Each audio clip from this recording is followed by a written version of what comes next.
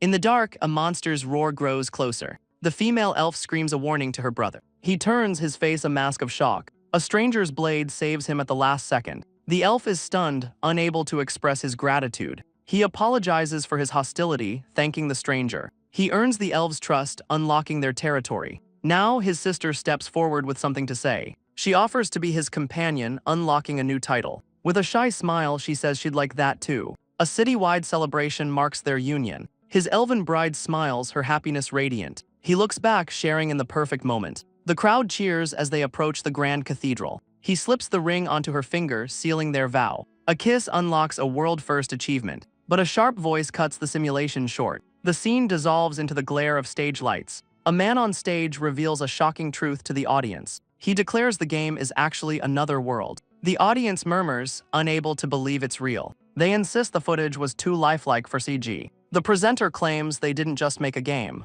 but a new world run by a godlike AI. This AI grants players incredible world-bending powers. Users can become legendary heroes blessed by a god, or raise armies and rule as powerful kings. He promises a world where anything is possible. The crowd's skepticism turns into pure hype. They roar for the game as Ares is launched. Geniusly Sejin's VR game became a global phenomenon. 1 year later, players flood the hyper-realistic beginner zone. A player realizes real-world physics and abilities apply here. A hooded player points towards a gathering in the square. They're watching an event that's been active since launch. Break the doll, a feat 1.2 billion players have failed. One player thinks 10 tries should be more than enough. But even national athletes and a gold medalist couldn't do it. Now the crowd just watches, no one daring to try. A path opens for the one called Humanity's Last Hope. The hooded player watches as the path clears. The crowd roars for the strongest primate, Madusiak. He cracks his knuckles, eyeing the infamous wooden doll. His immense size leaves the crowd speechless.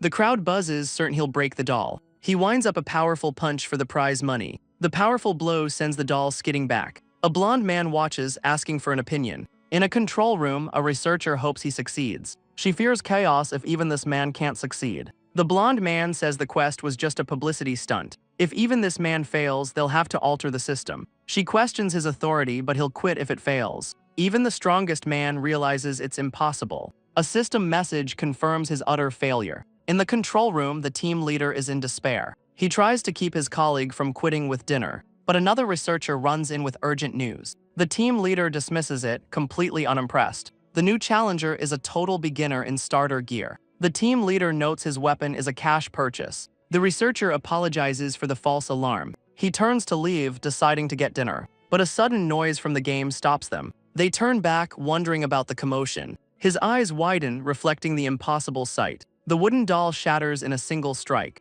A world message announces the first-ever success. He earns massive rewards as the researchers stare, speechless. They wonder who it is, knowing Ma Dusiak was the last hope. They assume he's just some ordinary person. But the team leader suddenly realizes something is wrong. He orders an immediate grade search on the sword. The researcher pulls up the data, completely baffled. She reports the results are strange, confusing her. The sword is an epic grade weapon, level 40+. The team leader can barely process the information. An epic weapon in the hands of a beginner. Back in the game, the player remains unfazed. A confident smirk appears as they question his identity. A memory flashes, the sound of a hammer on steel. A roaring forge burns away the endless sweat. The clang of metal echoes through his mind. He sees a familiar figure working at the anvil. It's his father, a master blacksmith. The memory brings tears to his eyes. He remembers the day his father returned. He embraces him, promising to protect him. His father's voice is a faint, warm memory, but the vision is seared with fire and pain. His father is trapped in a raging inferno. He screams for his father to escape the flames. He wakes with a gasp, a single tear escaping. It's the same nightmare that always haunts him. The scene shifts to a hospital lobby in Seoul. A man scoffs at players still trying the doll quest. The hooded player, Kim Jae-hoon, approaches him. The man complains he can't see Jae-hoon or his father. Jae-hoon sits down, asking if the man feels hot. The question clearly irritates the hooded man. Jae-hoon's anger flares, asking if the man wants to die. The man smirks, getting straight to the point. He asks if Jae-hoon has heard of the game Ares. He describes an impossible beginner quest with a huge prize. Jae-hoon scoffs, saying he doesn't even play games. The man insists that it's not truly impossible. He leans in with a confident, sly look. He claims Jae-hoon is the one who might succeed. They're suddenly in a room with a high-tech VR capsule. The man calls it a worthwhile investment for him. He explains the rewards can be traded for real money. He urges Jae-hoon to get into the capsule. Jae-hoon questions where he got such advanced tech. The man dismisses the question, focused on the money. Jae-hoon remains suspicious, demanding to know the catch. He insists it's an investment, a real chance for Jae-hoon. Jae-hoon demands to know who this man really is. The man lines in, ready to reveal his secret. He reveals the game has a blacksmith class. He knows Jae-hoon is the son of a master craftsman. The man insists Jae-hoon is his father's successor. Jae-hoon finally understands what this is all about. He slowly removes his cap, revealing scarred hands. He admits he never showed his face after the accident. His face is covered in scars, a broken man.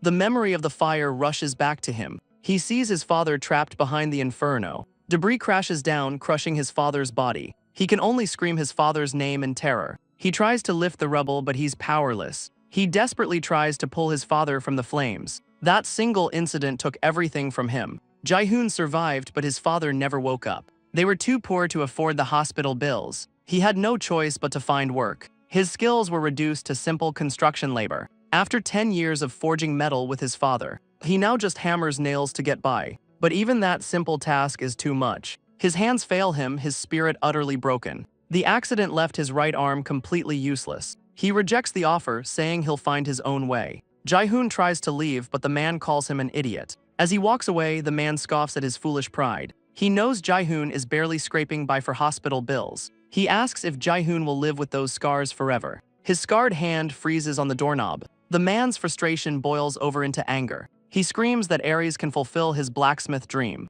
He begs Jae-hoon to just listen to a friend for once. His friend begs him to just try it one time. Jae-hoon's scarred face is a mask of conflict. The memory of the fire burns through his mind. He stares at his trembling, scarred hand. The scene shifts to a massive construction site. He's back at his job, trying to focus. He has to earn money for his father's bills. He watches another worker hammering at metal. The familiar clang of the hammer stirs something inside him. In the end, he returns to the VR capsule. The sound of metal called him back to this place. His friend screams that his dream is possible in Aries. He climbs into the capsule, chasing the memory of the forge. He promises his father he'll hear that sound once more. Jae-hoon enters the game, character creation beginning. He chooses his avatar's name, Hyun-soo. The system accepts it and begins customization. But a strange energy suddenly engulfs his new form. The game begins analyzing his body type. To his shock, his real-world scars appear. The game's energy traces over his real-world scars. The analysis completes, asking to confirm his appearance. After a moment of conflict, he accepts his form.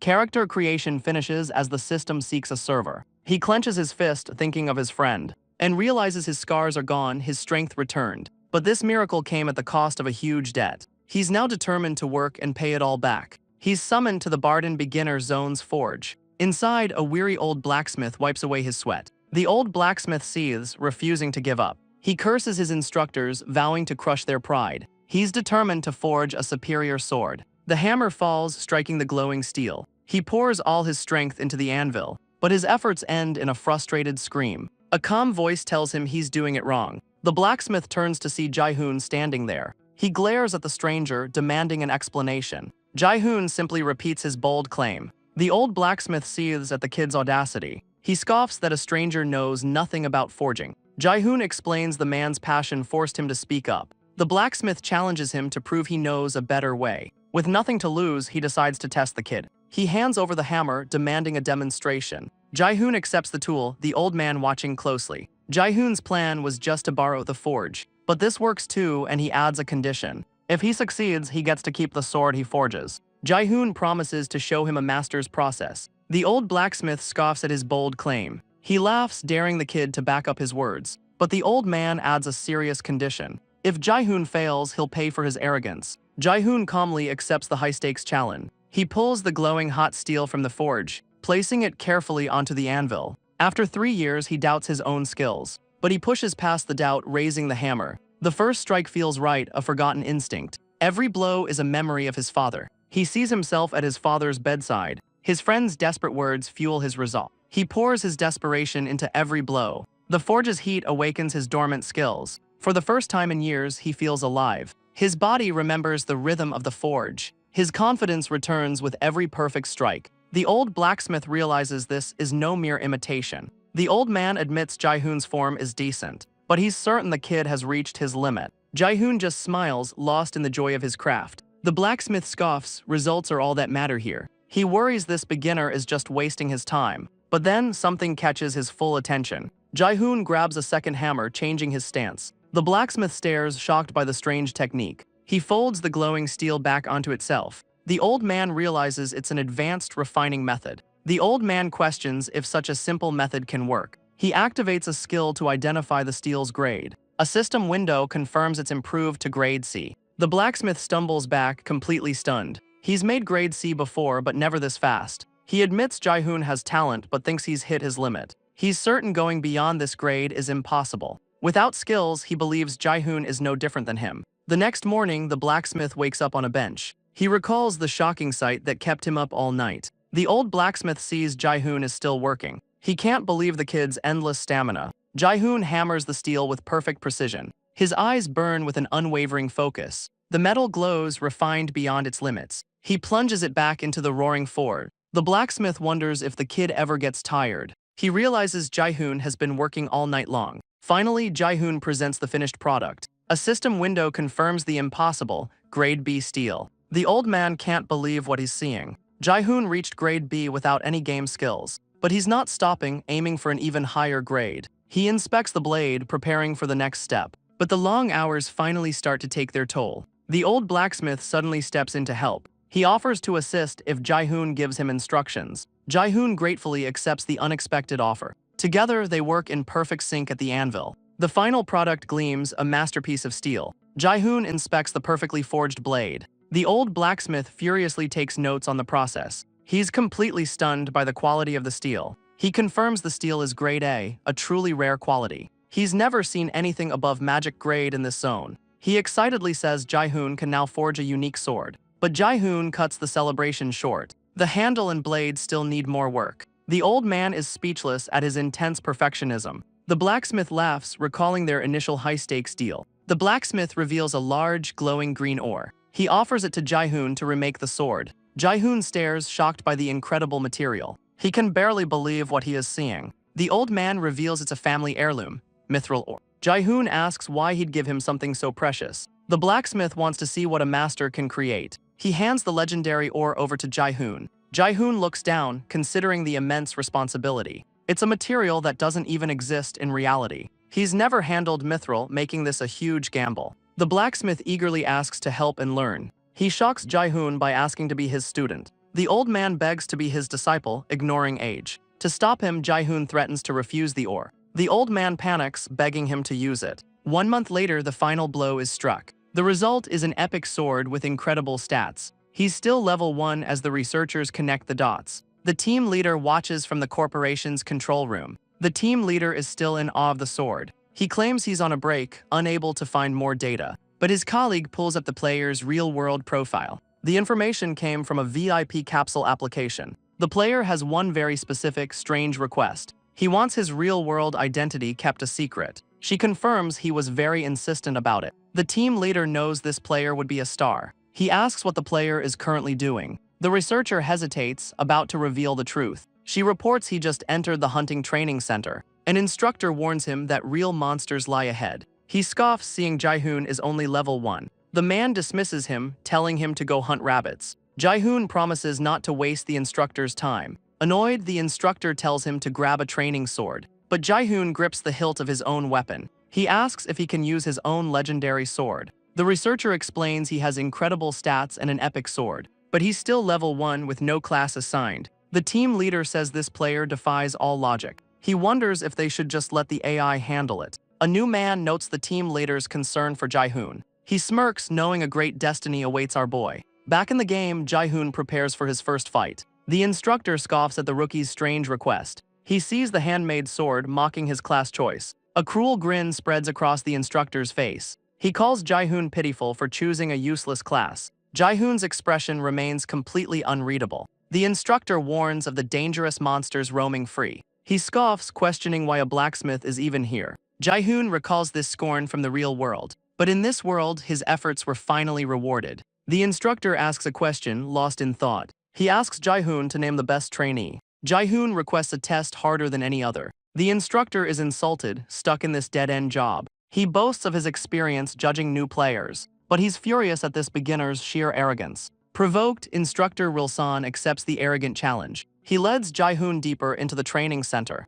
He explains his trials are designed to find rare talent. He presents the training center's highest challenge. The challenge: Phase 2 Swift Level 6 Goblins. The price for failure is a week-long ban, but Jae-hoon asks if Stage 3 is the highest level. He declares his intent to clear every stage at once. The instructor's anger boils over at the rookie's disrespect. He furiously pulls a chain, unleashing the challenge. The final trial monster roars from behind its cage. A level 15 mad goblin lunges from the shadows. The instructor explains few have ever passed Stage 3. And as for Stage 4, no one has ever succeeded. The goblins swarm him, a blur of claws and steel. But Jae-hoon sidesteps the first attack with ease. He calmly parries every blow that comes his way. He knows a blacksmith's work isn't just forging. His legendary sword begins to glow with power. He activates a skill, boosting his attack and defense. He unleashes the true power of his weapon. The first goblin falls in a single, perfect strike, but the second goblin is already upon him. It lunges forward, a blur of pure aggression.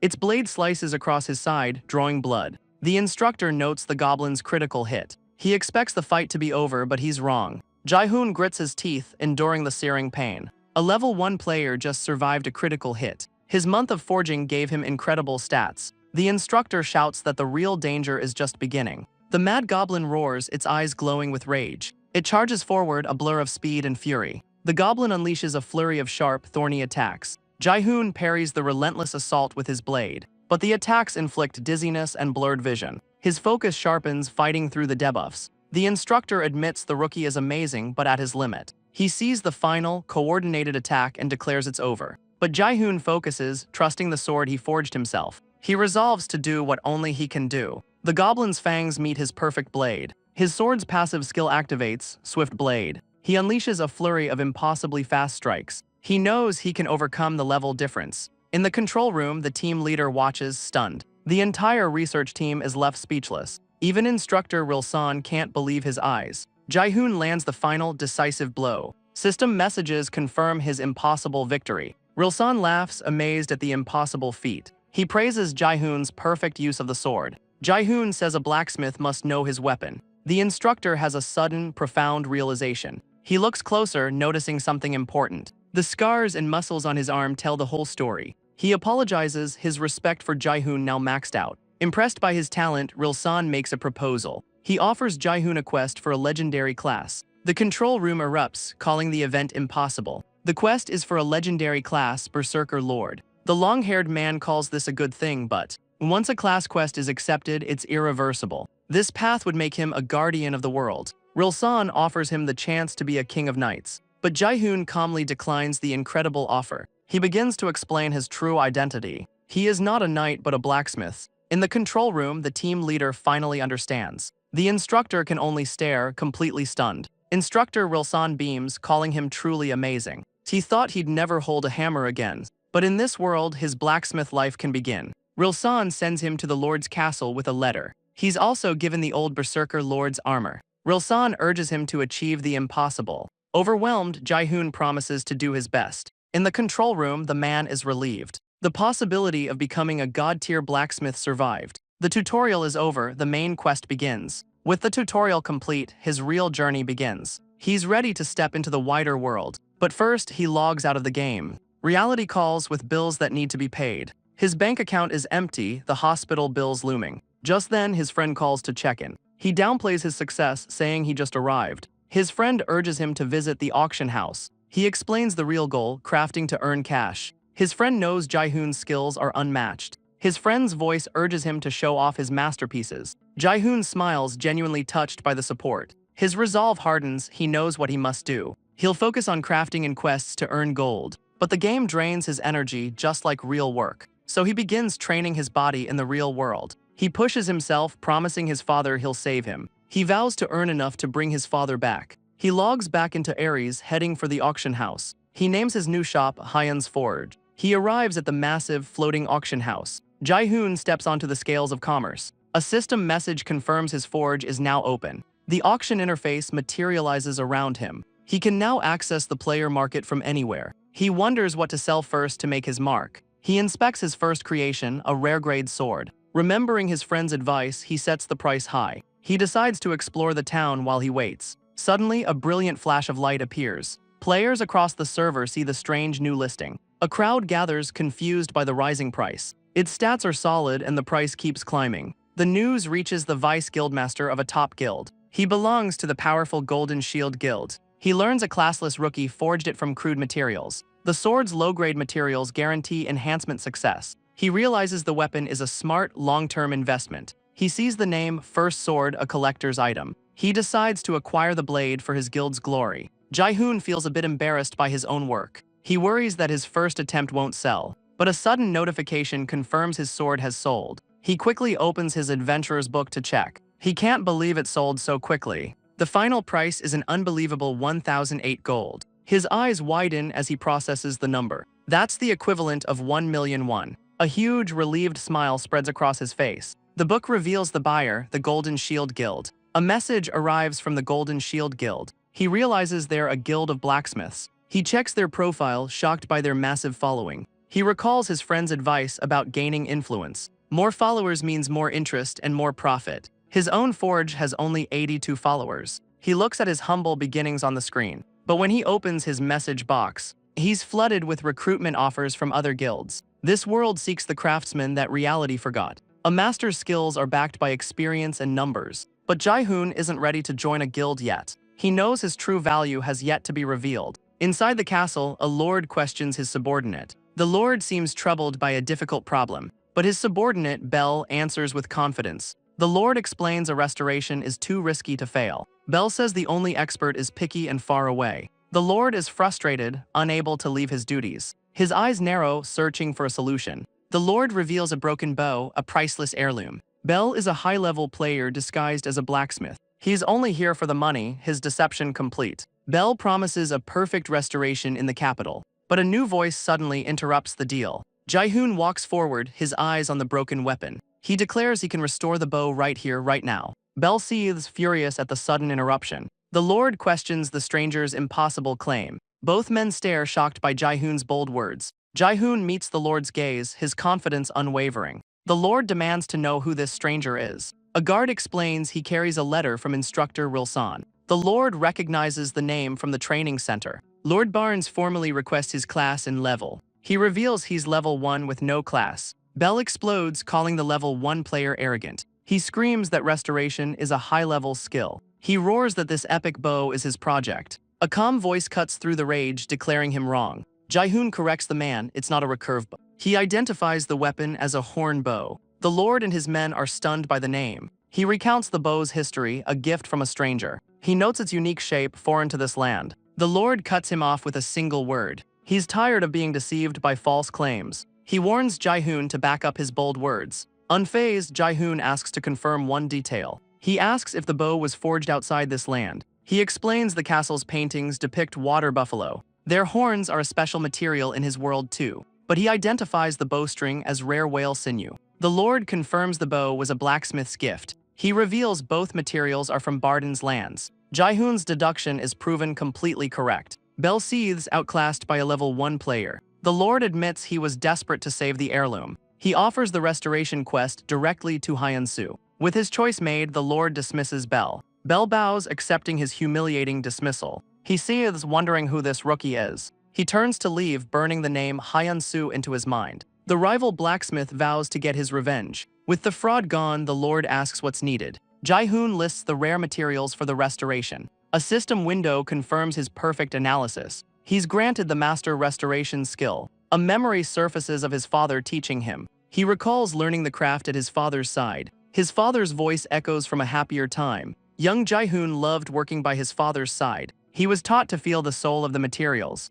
It was a promise made between father and son. A single tear falls as he accepts the memory. The capsule's sink rate will let him honor that promise. He sits before the materials, ready to begin. Lord Barnes appears, observing the young blacksmith. The lord offers his assistance in the restoration. Night falls as the sound of a hammer rings out. He begins shaping the wood with expert precision. He works tirelessly, lost in the restoration process. Lord Barnes watches as Jae-hoon bends the frame. He carefully heats the materials over a small fire. His focus is absolute, sweat beading on his brow. The lord admits the work is exhausting his strength. but Jaehoon's joyful focus gives him renewed energy. Days pass, but the work is far from over. After a week, the Lord is completely exhausted. He begs to stop, but Jaehoon demands he finish. Jaehoon knows the Lord is here for his father's memory. The Lord grits his teeth, confirming the truth. This bow is his last connection to his father. He asks Jaehoon why he seems so happy. Jaehoon's eyes burn with a familiar passion. He smiles, saying he has good memories too.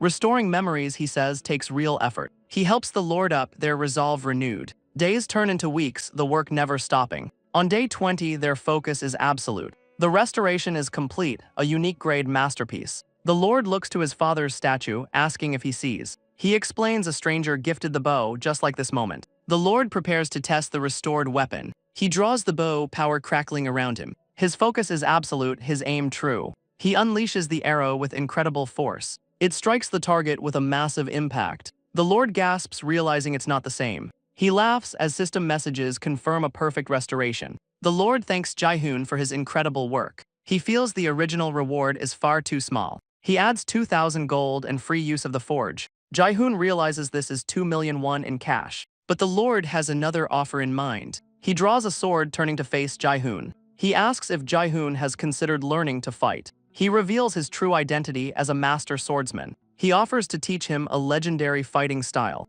It's the secret art that once saved the kingdom. Lord Barnes calls him a born blacksmith but sees another path. He sees the hidden talent of a master swordsman. Rilsan's letter and his own eyes confirm the truth. He offers to share his swordsmanship in a new quest. The Lord warns the training will be as intense as the forge. Jaehoon smiles, accepting this unexpected gift. He crafts a bow and restores the berserker's armor. The training begins with a sharp, painful blow. He spars with the Lord, their blades a blur. Their swords meet in a blinding flash of light. Jaehoon parries the Lord's final training strike. Lord Barnes smiles, proud of his student's growth. Jaehoon grins, his skills now finally honed. He sheathes his new dagger, his training complete. With his preparations finished, he's ready to leave. Fully equipped, he stands ready for his journey. His next goal, to find a proper profession. The Lord offers his support whenever it's needed. Jaehoon looks back, ready for the world. He leaves the castle, his new journey beginning. His new gear has damage reflect and a massive accuracy boost. He's been crafting bows to earn cash for his quests. He checks the final price for his second crafted bow.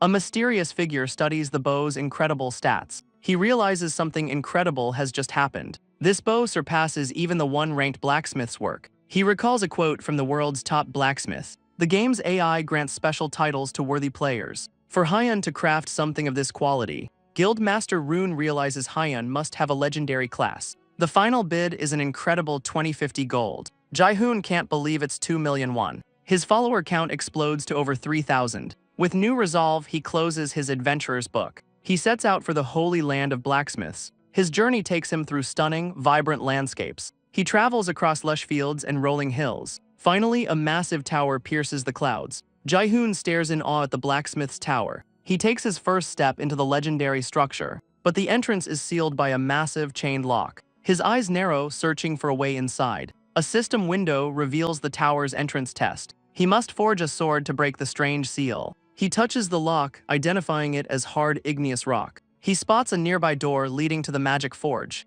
Inside, a system message confirms his entry. The forge offers infinite materials and faster crafting. He realizes the test is purely about forging skill. He must craft a blade that can shatter solid stone. Jaehoon grabs a hammer, ready to forge a sword. A drunken blacksmith scoffs at the state of his craft. He complains they only care about earning gold quickly. They just sell junk, ignoring the true art of the forge. Tower Master Dang declares that true blacksmithing is dead. He scoffs at players who only want the title. He claims his only role is to grant them the class. He knows their pathetic blades can't even scratch the seal. He's certain that breaking the stone is impossible. But Jaehoon declares he will forge a Damascus sword. The system warns only master blacksmiths can forge Damascus steel. But with infinite materials, he's confident he can succeed. He closes his eyes, recalling his father's words. He remembers his father's secret method for cutting stone. The magic forge provides perfect equipment and reduced time. It even provides an infinite supply of Damascus materials.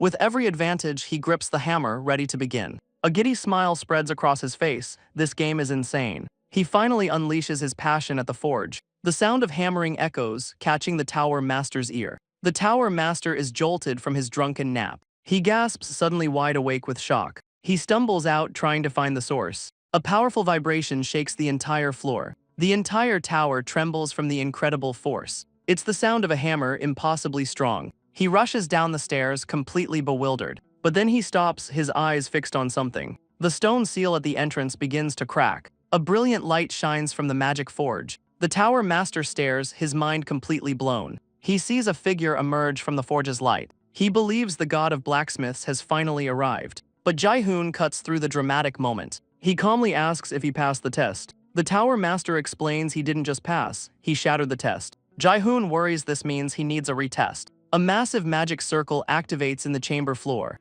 Jae-hoon watches, confused by the sudden magic. The tower master reveals it's a summoning circle. Jae-hoon looks on, completely bewildered by the offer. The tower master presents his own legendary hammer. Stunned, Jae-hoon questions the incredible gift. A system message confirms he's received Dang's hammer. An SS rank quest begins, the true test of a master. The summoning circle flares, lifting him into the air. The tower master shouts that he must pass this trial. He's engulfed in a blinding flash of light. The magic deposits him on a castle battlement. Disoriented, Jae-hoon wonders if this is another test. Jae-hoon's eyes widen, a bead of sweat rolling down. Below the castle walls, a massive orc army roars. The SS rank quest, subdue the entire invading force. He looks around, completely bewildered by his new location. He stands alone on the rampart as the horde approaches. A soldier suddenly greets him as the expected reinforcement. The condition, achieve 70% contribution among 50 warriors. Their captain Hans welcomes him to the battle. He asks Jae-hoon to quickly repair their damaged equipment.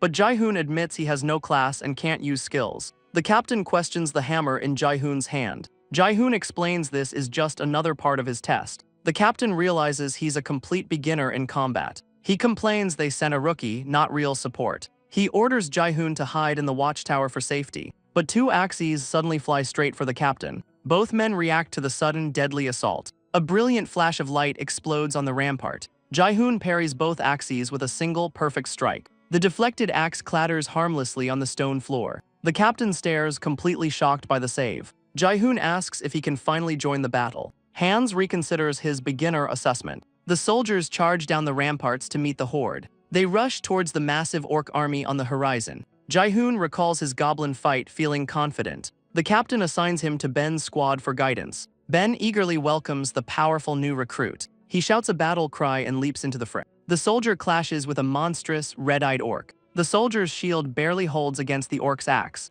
Hyun-soo realizes this pressure is far beyond the goblins. An axe swings down, a blur of deadly force. But he's confident he won't lose this fight. He leaps into the air, his blade finding its mark. The orc falls in a single, clean strike. System messages confirm his kill and a level up. Ben is stunned, a classless player is this strong. Hyun-soo turns, caught off guard by the praise. But as they talk, Ben is suddenly in mortal danger. Jae-hoon instantly swaps to his restored horn bow. He draws an arrow, power crackling around him. His eyes narrow, locking onto his target. He unleashes a single, devastating shot. The arrow slams into an orc, saving a soldier. The monster's eye glows with shock and rage. It's thrown back, a perfect shot through the chest. But another orc lunges for the distracted Ben. Jae-hoon is already drawing his second arrow. The shot lands, a perfect, explosive headshot. The force of the shot sends the orc flying. Another level up confirms his incredible power. Ben can't believe a single arrow did that much damage. The captain shouts that Hyun-soo is now the target. The orcs swarm him, drawn by the new threat. Ben realizes Hyun-soo is in danger because of him. He curses himself for getting distracted in battle. Because of his mistake, Hyun-soo is now surrounded. He instantly swaps weapons, his blade glowing with power. He unleashes Wild Dance, a flurry of deadly strikes. The orcs roar, enraged by his power. The skill targets every enemy in range. He carves through the horde, leveling up again. His contribution to the battle skyrockets. The captain realizes Jae-hoon is their only hope. He declares that with Jae-hoon, they can finally win. Jae-hoon can't help but feel a little proud. The captain rallies his men, inspired by the rookie. His presence boosts the entire team's morale. But he knows this fight is far from over. Another orc falls and he levels up again. His contribution climbs, but only to 28%. He's killing faster, but the numbers aren't adding up. Suddenly, a hidden quest triggers across the battlefield. The system announces a brand new, unseen episode. A massive level 51 orc warrior appears. The captain screams for his men to halt their charge. He stares up at the figure, their nemesis returned. The captain reveals this is their unbeatable nemesis, an enemy they have never managed to defeat. A soldier screams in terror at the captain. The orcs have completely surrounded their position. They realize they pushed too far into enemy lines. The captain's eyes narrow with grim resolve. But his men rally, ready for the final fight. They swear they will not retreat this time. The captain agrees they must make their stand. He turns to address his waiting soldiers. With a final roar, he orders the charge. The soldiers rush forward to meet their fate. Jae-hoon takes aim, ready to provide cover fire. He unleashes a powerful, piercing shot. But the arrow sparks off the orc's helmet. He's stunned, even his boosted bow can't break through. The orc warrior's skin is like solid armor. His ranged attacks are completely useless. The monster's hide is simply too thick to pierce. The captain despairs, facing another inevitable retreat. But he roars, refusing to run this time. The orc warrior winds up a devastating punch. A red blur cuts through the air, but Jae-hoon's blade flashes to intercept. The captain is still sent flying by the impact. He grits his teeth, enduring the brutal blow. He crashes to the ground, defeated. Jae-hoon screams out the captain's name. The captain admits he was wrong to fight. His men are wounded, their morale shattered. He realizes their armor is simply impenetrable. The orc warrior looms over them, victorious. Jae-hoon knows they're all about to be wiped out. He grits his teeth, refusing to accept this outcome. He watches in horror as his new comrades fall. A soldier warns that fighting on is a death sentence. But Jae-hoon takes command, shouting for a defensive line. He orders everyone to retreat into the nearby forest. The wounded captain tells his men to obey Jae-hoon. He directs the retreat, urging them to form positions. Ben warns that the forest will only buy them a little time. But Jae-hoon's eyes narrow, he only needs 5 minutes. He asks Ben if they can hold out for 5 minutes. Ben's resolve hardens, he swears they will hold. Jae-hoon vanishes into the moonlit bamboo forest. He sprints deeper into the woods, a plan forming. He considers the problem, arrows can't pierce the armor. But his eyes narrow, that's not entirely true. He finds a clearing, a temporary forge. He pulls out Dang's hammer, an epic tool that duplicates items. With this, he knows his plan is possible. Meanwhile, Ben and the soldiers hold the line.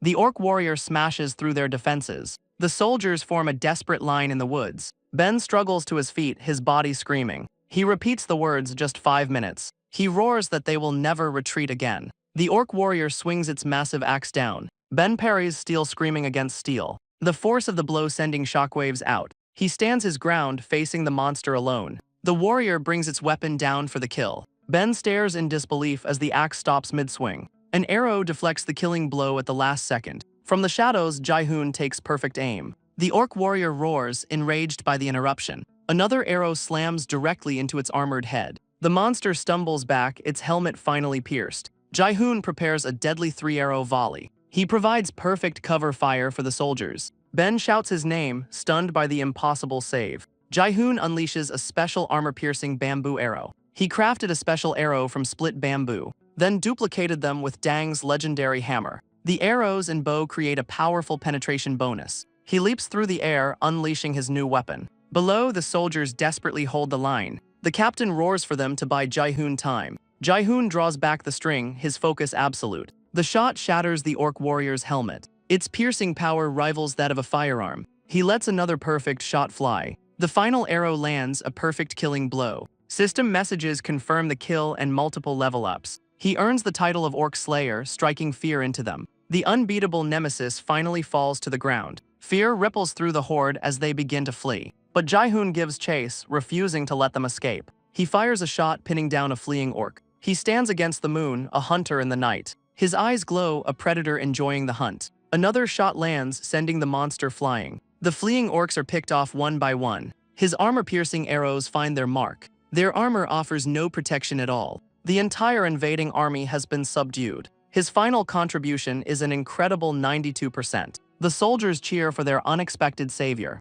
He's earned their trust and a new charisma stat. Captain Hands approaches, leaning on a soldier. The captain admits he never thought this was possible. Jae-hoon listens, his long test finally over. The soldiers place a fist over their hearts. Captain Hands thanks him with tears in his eyes. Ben and the others watch with newfound respect. The entire company honors the man who saved them. Jae-hoon returns the gesture, his hand on his chest. He humbly accepts their heartfelt gratitude. A system message declares the additional test is over. Jae-hoon is ready to return to the blacksmith's tower, but he has absolutely no idea how to get back. The system teleports him back to the hall of the blacksmith. Tower Master Dang explains the tower is in decline. All glory goes to knights, leaving only the greedy. A new master says they need a true blacksmith soul. He gestures towards a swirling, magical energy. A legendary sword only the worthy can wield. Dang speaks of a prophecy left by a former king, but the new master mocks him for this sword test. He questions if this chosen one is just a fraud. Carlson, the bowmaster, demands an explanation. Dang calmly states the test was passed legitimately. He used blacksmith skills to annihilate an entire orc army. Carlson scoffs, questioning how a classless player could win. The master says a prophecy foretold this incredible power. He smirks, confident the sword will reveal the truth. A guard announces that Hyun-soo has finally arrived. The massive doors to the hall begin to glow. Dang orders him brought before the waiting masters. Jae-hoon approaches the hall, his footsteps echoing. He pushes open the massive, ornate doors. He steps into the light, ready for the final test. Tower Master Dang confirms he's passed the test. His victory over the orcs was just the beginning. He's earned the right to wield the prophetic sword. The moment he touches it, his fate will be sealed. Jae-hoon realizes this could be a legendary class change. The bowmaster sarcastically congratulates him. He admits Jae-hoon's ingenuity was impressive, but he dismisses the arrows as inferior copies. He claims Jae-hoon only won because of his epic bow. He dares him to draw the sword and test his luck. Jae-hoon just smirks, his confidence unshaken. He faces the legendary masters of the tower. Each one is a legendary, super-named NPC. The bow master Carlson stands at level 365, but Jae-hoon knows his own skills aren't lacking. He wonders who would win without their titles. He reaches for the sword, confident he can succeed. But he doesn't draw it, he stabs it deeper. The masters are stunned by this unexpected move. The legendary prophetic sword shatters into pieces. A shockwave of light erupts from the pedestal. The sword's energy surges directly into Jae-hoon. He looks down, asking where the sword went. But Tower Master Dang roars with excitement. A wide, triumphant grin spreads across his face. He declares this is the prophecy being fulfilled. A true successor doesn't need to wield the blade.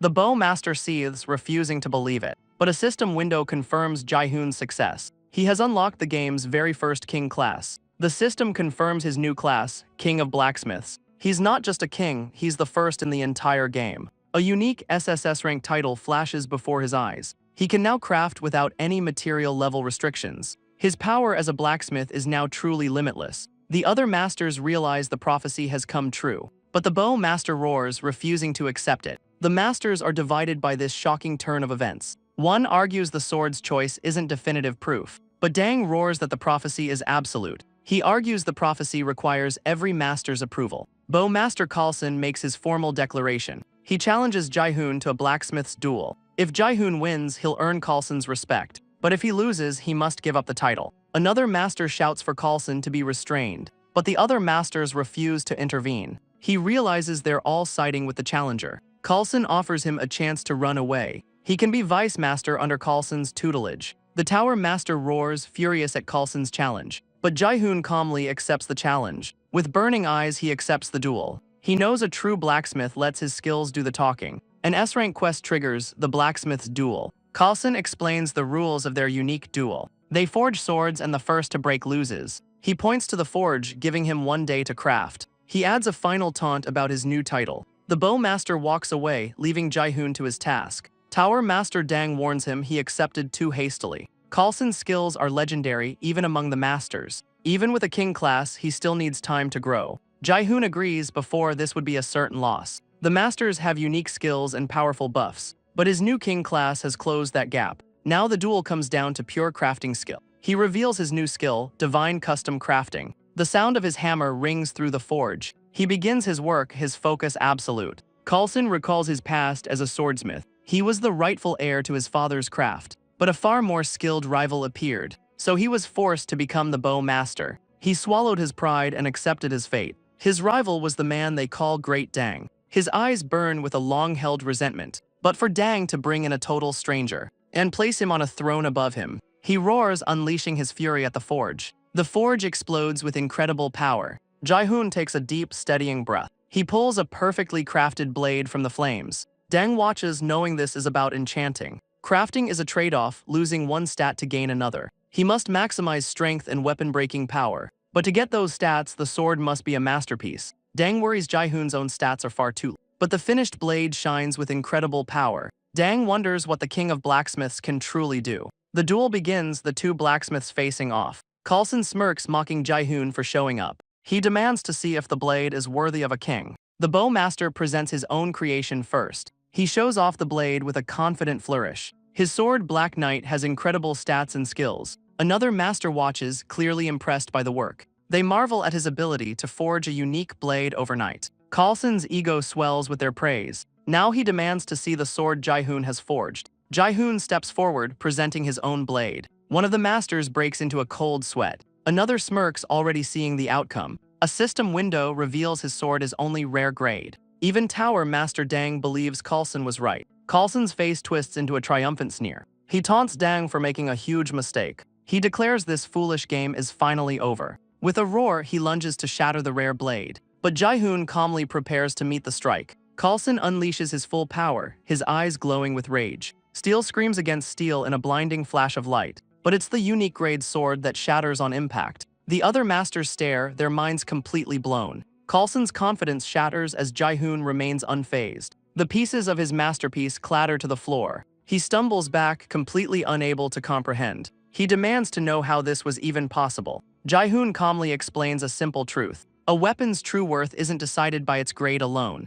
Coulson recalls his father's prophecy about a coming king, a figure who would shatter common sense and lead them. As a boy, he dreamed of learning from this master. Now, in the present, he bows his head in defeat. Jaehoon explains he made a sword that cuts other swords. A master asks if such a weapon is even possible. It all comes down to the blacksmith's skill and sweat. The master realizes it requires knowledge beyond their own, and he admits that Jaehoon possesses all of it. He finally understands the title, King of Blacksmiths. Coulson wonders if he could ever forge such a blade. Hyunsu offers a calm, knowing smile. The bowmaster realizes impossible doesn't exist for him. A single tear rolls down his cheek. He falls to his knees in total defeat. Coulson formally greets the new king of blacksmiths. Light shines from the tower, heralding a new age. Later, two masters approach Hyunsu in the hall. They present him with a gleaming treasure chest. Inside, a reward of 500 gold coins awaits. Hyunsu opens the chest, curious about his reward. He receives a legendary bow crafting scroll.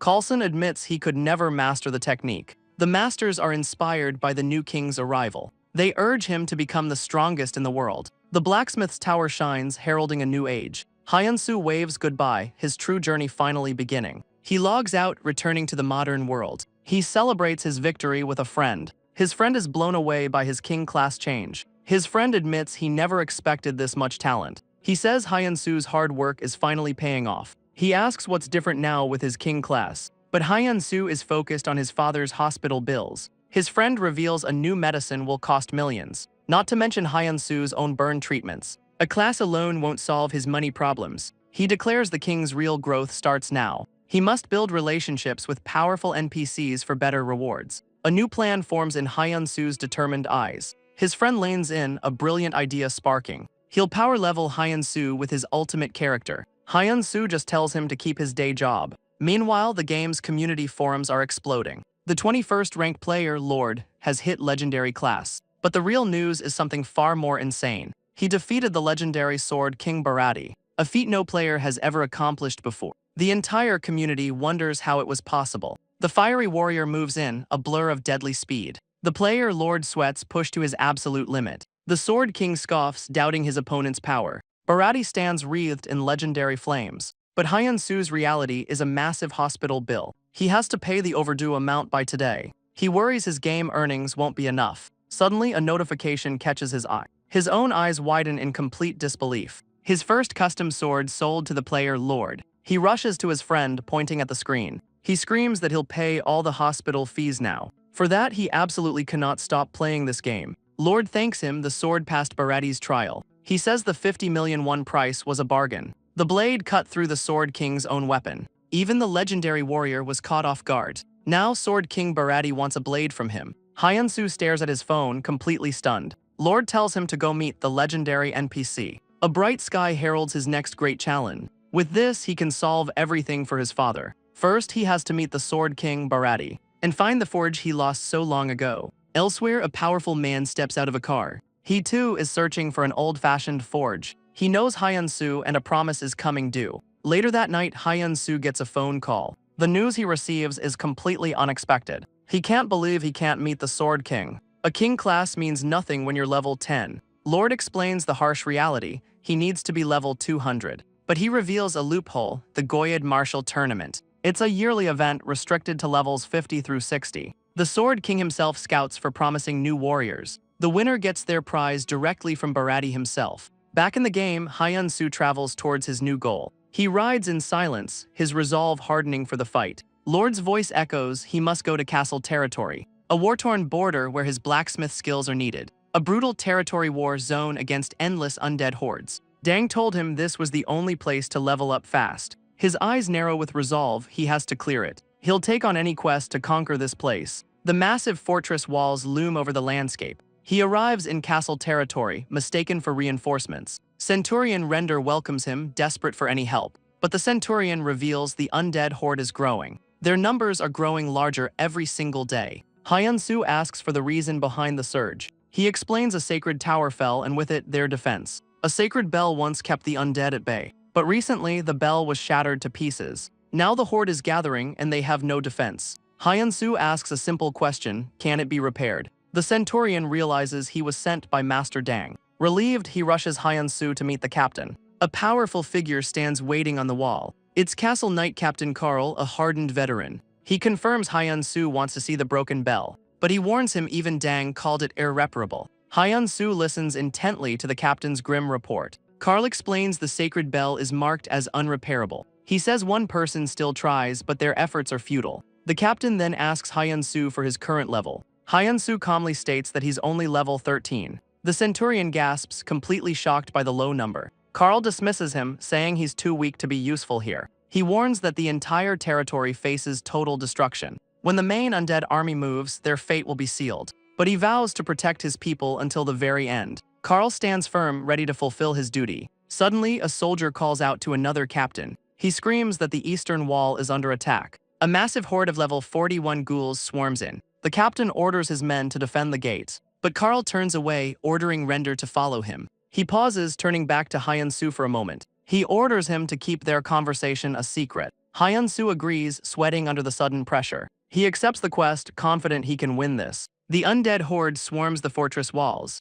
A sea of ghouls crashes against their defenses. Soldiers fight a desperate, losing battle on the ramparts. They need holy power or repeated strikes to win. But a single glowing arrow streaks through the air. It obliterates a ghoul's head in a flash of light. Hyun-soo stands unfazed, his bow still drawn. The soldiers can't believe what they just witnessed. He calmly knocks another arrow, a special skill. The shot pierces through an entire line of ghouls. The arrow explodes, tearing through the undead. The soldiers erupt in cheers, their morale restored. A soldier roars, ready to destroy them all. Hyun-soo smirks, confident he can clear this quest. But a system message signals a new chapter. Suddenly, a massive foot crushes a soldier. A giant siege ghoul appears, triggering a new quest. The soldiers panic, screaming for their captain. The monster is a terrifying level 89 siege ghoul. The men are overwhelmed, their defenses crumbling. A soldier screams that Captain Carl is pinned down. He warns that the entire wall is about to fall. Hyun-soo tells him he'll draw the monster's aggro. He launches himself off the stone rampart,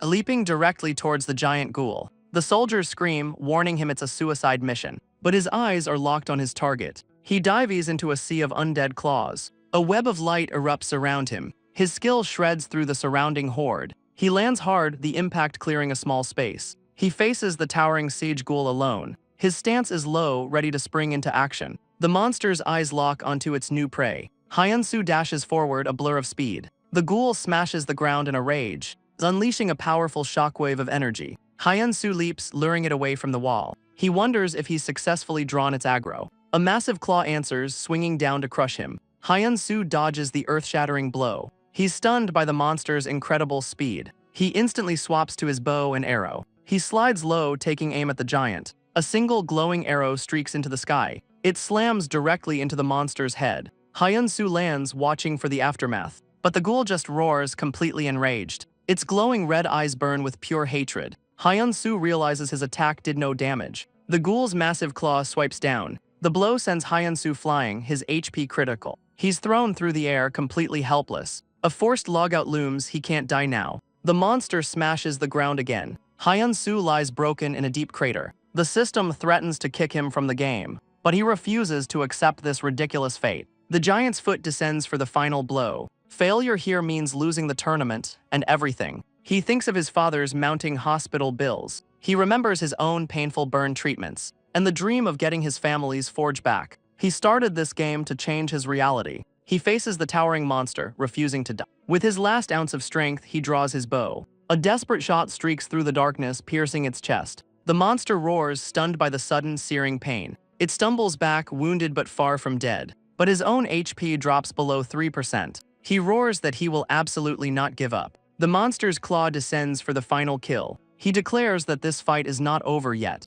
But as he draws, he sees something is wrong. His bowstring snaps at the critical moment. He's left completely defenseless before the monster. The giant's hand smashes down with finality. His consciousness fades as he falls into darkness. But his will to live screams out a defiant no. He refuses to let his story end like this. His will to live triggers a special system condition. His low HP unlocks a brand new blacksmith skill. He has 20 seconds to forge a temporary weapon. The emergency crafting skill activates on the spot. The countdown begins, his grip tightening on the hammer. His hammer flies in a desperate race against time. He works the glowing metal with incredible speed. Each strike shapes his only hope for survival. Sweat pours down his face, his focus absolute. With seconds to spare, the new blade is forged. The final seconds tick away on the timer. His new sword glows, forged in desperation. The timer hits 0 as he raises the blade. With a roar, he prepares to strike back. He brings the sword down with all his might. The giant ghoul doesn't even see it coming. The blade slices clean through the monster's torso. Its massive body is sent flying from the impact. Hyun-soo falls to a knee, completely exhausted. But he smiles, victorious, as he jumps to level 38. Hyun-soo smiles, knowing this new level is enough. A mysterious voice calls out his name. The exhaustion finally takes him and he collapses. He wakes up later, bandaged and in a bed. He sits up, asking how long he's been out. The soldiers erupt in cheers, hailing him as a hero. A soldier thanks him for saving all their lives. Captain Carl appears, demanding to know how he won. Hyun-soo struggles to explain his impossible feat, but Carl just laughs, giving him all the credit. He knew ghouls were vulnerable to holy power. A special sword came to mind, one that banishes evil. His father's lessons on restoration made it possible. He clenches his fist, the desperate plan having worked. Carl approaches, ready to give him his reward. He hands over a heavy pouch, promising a hefty sum. He receives a massive reward of 2,000 gold. Carl admits he was wrong to judge him so quickly. The captain bows low, asking for his forgiveness.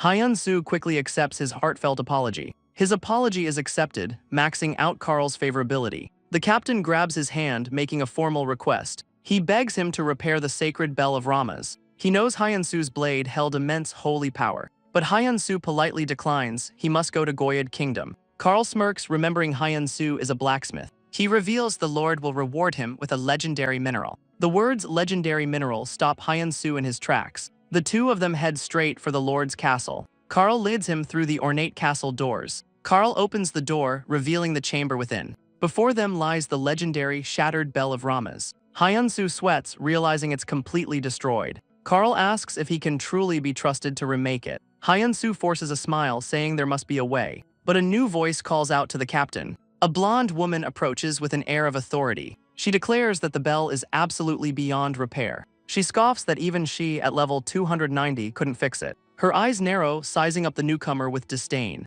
She gets close, asking if he's just a fraud. Elsewhere, a woman declares she's leaving her guild. The Golden Shield Guild Master is stunned by her decision. He pleads about their legacy, but she's just tired of it all. He suggests recruiting Hyun, but she explodes with rage. The Guild Master argues Hyun's 50 million one sword is proof. She reminds him of all the blacksmiths who scammed them. He begs her to stop listing their many failures. She's exhausted from cleaning up his messes for so long. He finally relents as she walks away from it all. He promises to always wait for her return. Back at Castle, the situation is grim. Refugees flee the destruction, calling for their lord. The blonde woman vows this village will not fall. She remembers this place taught her NPCs are real. If she can fix the bell, she can save them all. She rushes to check on the bell one more time. She finds Captain Carl with the newcomer, Hyun-soo. She gets in his face, accusing him of being a fraud. Hyun-soo recoils, stunned by her sudden accusation. She scoffs, but he says he's a blacksmith of a higher level. Carl steps in, introducing Nell, the advanced blacksmith.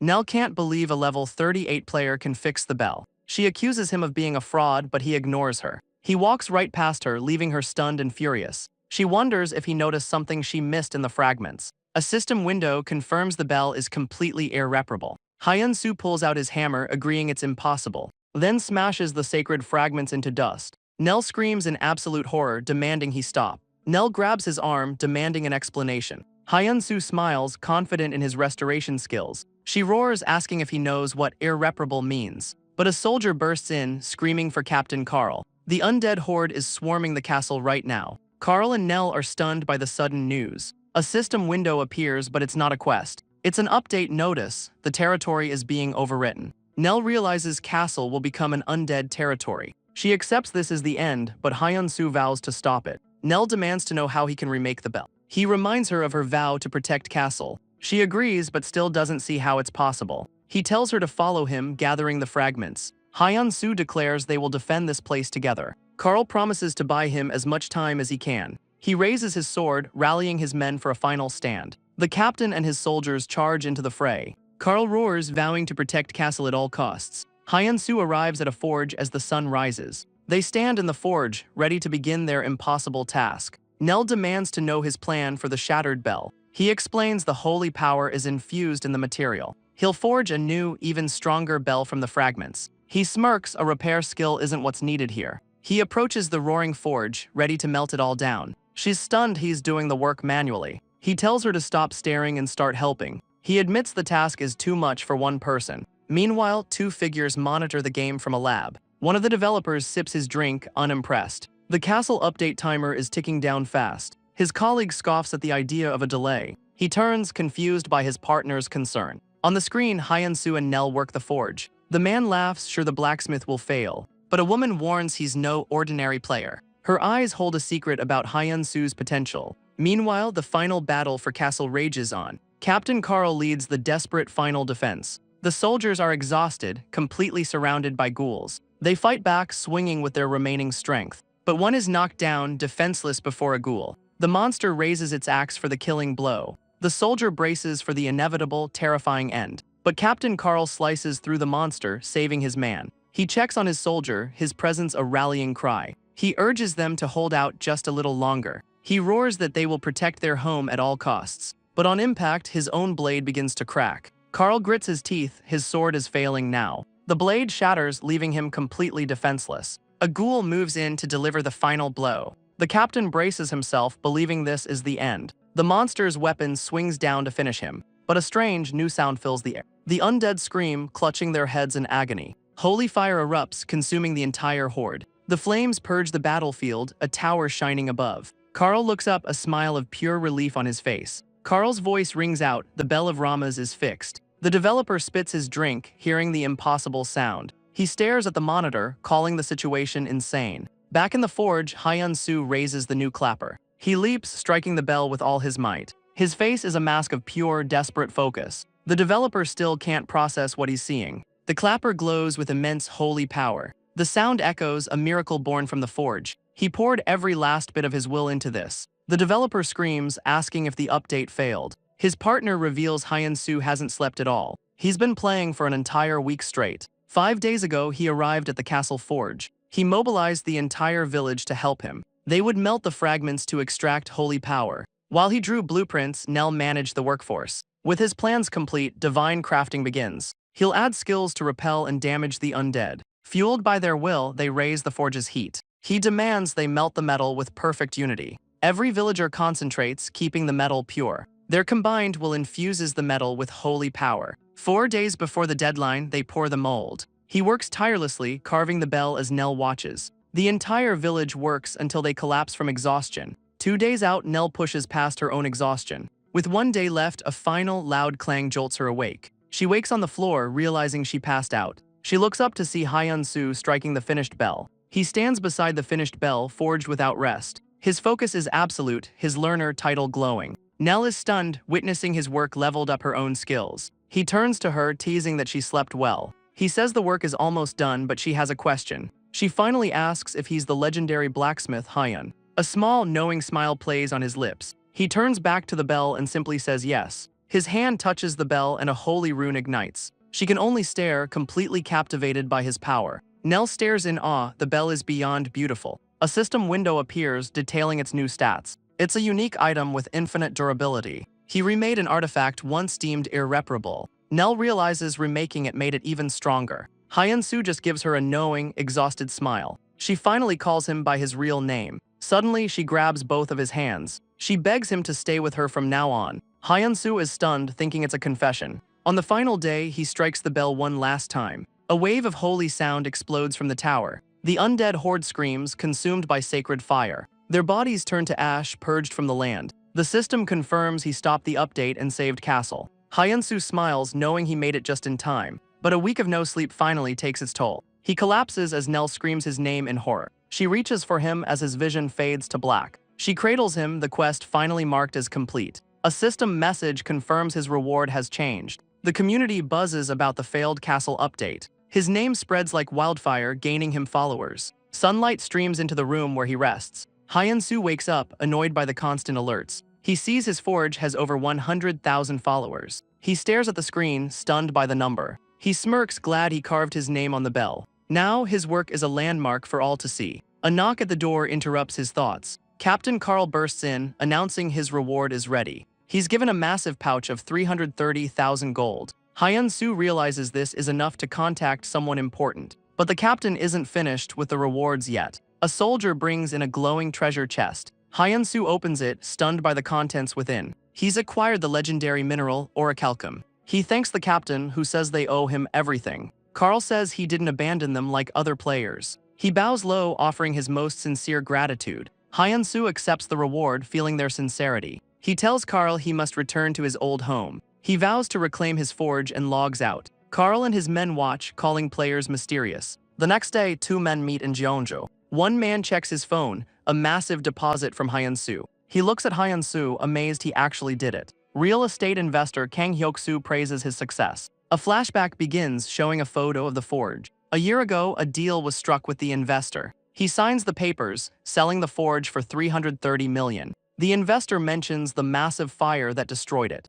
He says the money will cover the hospital bills, but Hyun-soo asks if he can buy it back. The investor stops, caught completely off guard. He asks if the forge can be his again. The man calls it a waste of money, but Hyun-soo insists it has to be that one. It holds all the memories of his father. The investor considers his emotional play. He gives Hyun-soo a 1-year deadline. After that, the forge will be gone forever. Hyun-soo bows, thanking him for the chance. Now the investor sees the 330 million won deposit. He looks at Hyun-soo, who smiles victorious. Kang Hyuk-soo admits he's truly amazed. Hyun-soo knows his request was unreasonable. He never thought the man would keep his promise. He asks why the investor showed him such kindness. The man reaches out, touching his burned scars. The investor says he was the first to ever buy back a sale. He wanted to support someone with that kind of will. Hyun-soo is overcome with emotion, his eyes tearing up. He thanks the man, wanting to repay the kindness. He nervously asks if the investor knows the game Ares. The man laughs, saying everyone knows that game.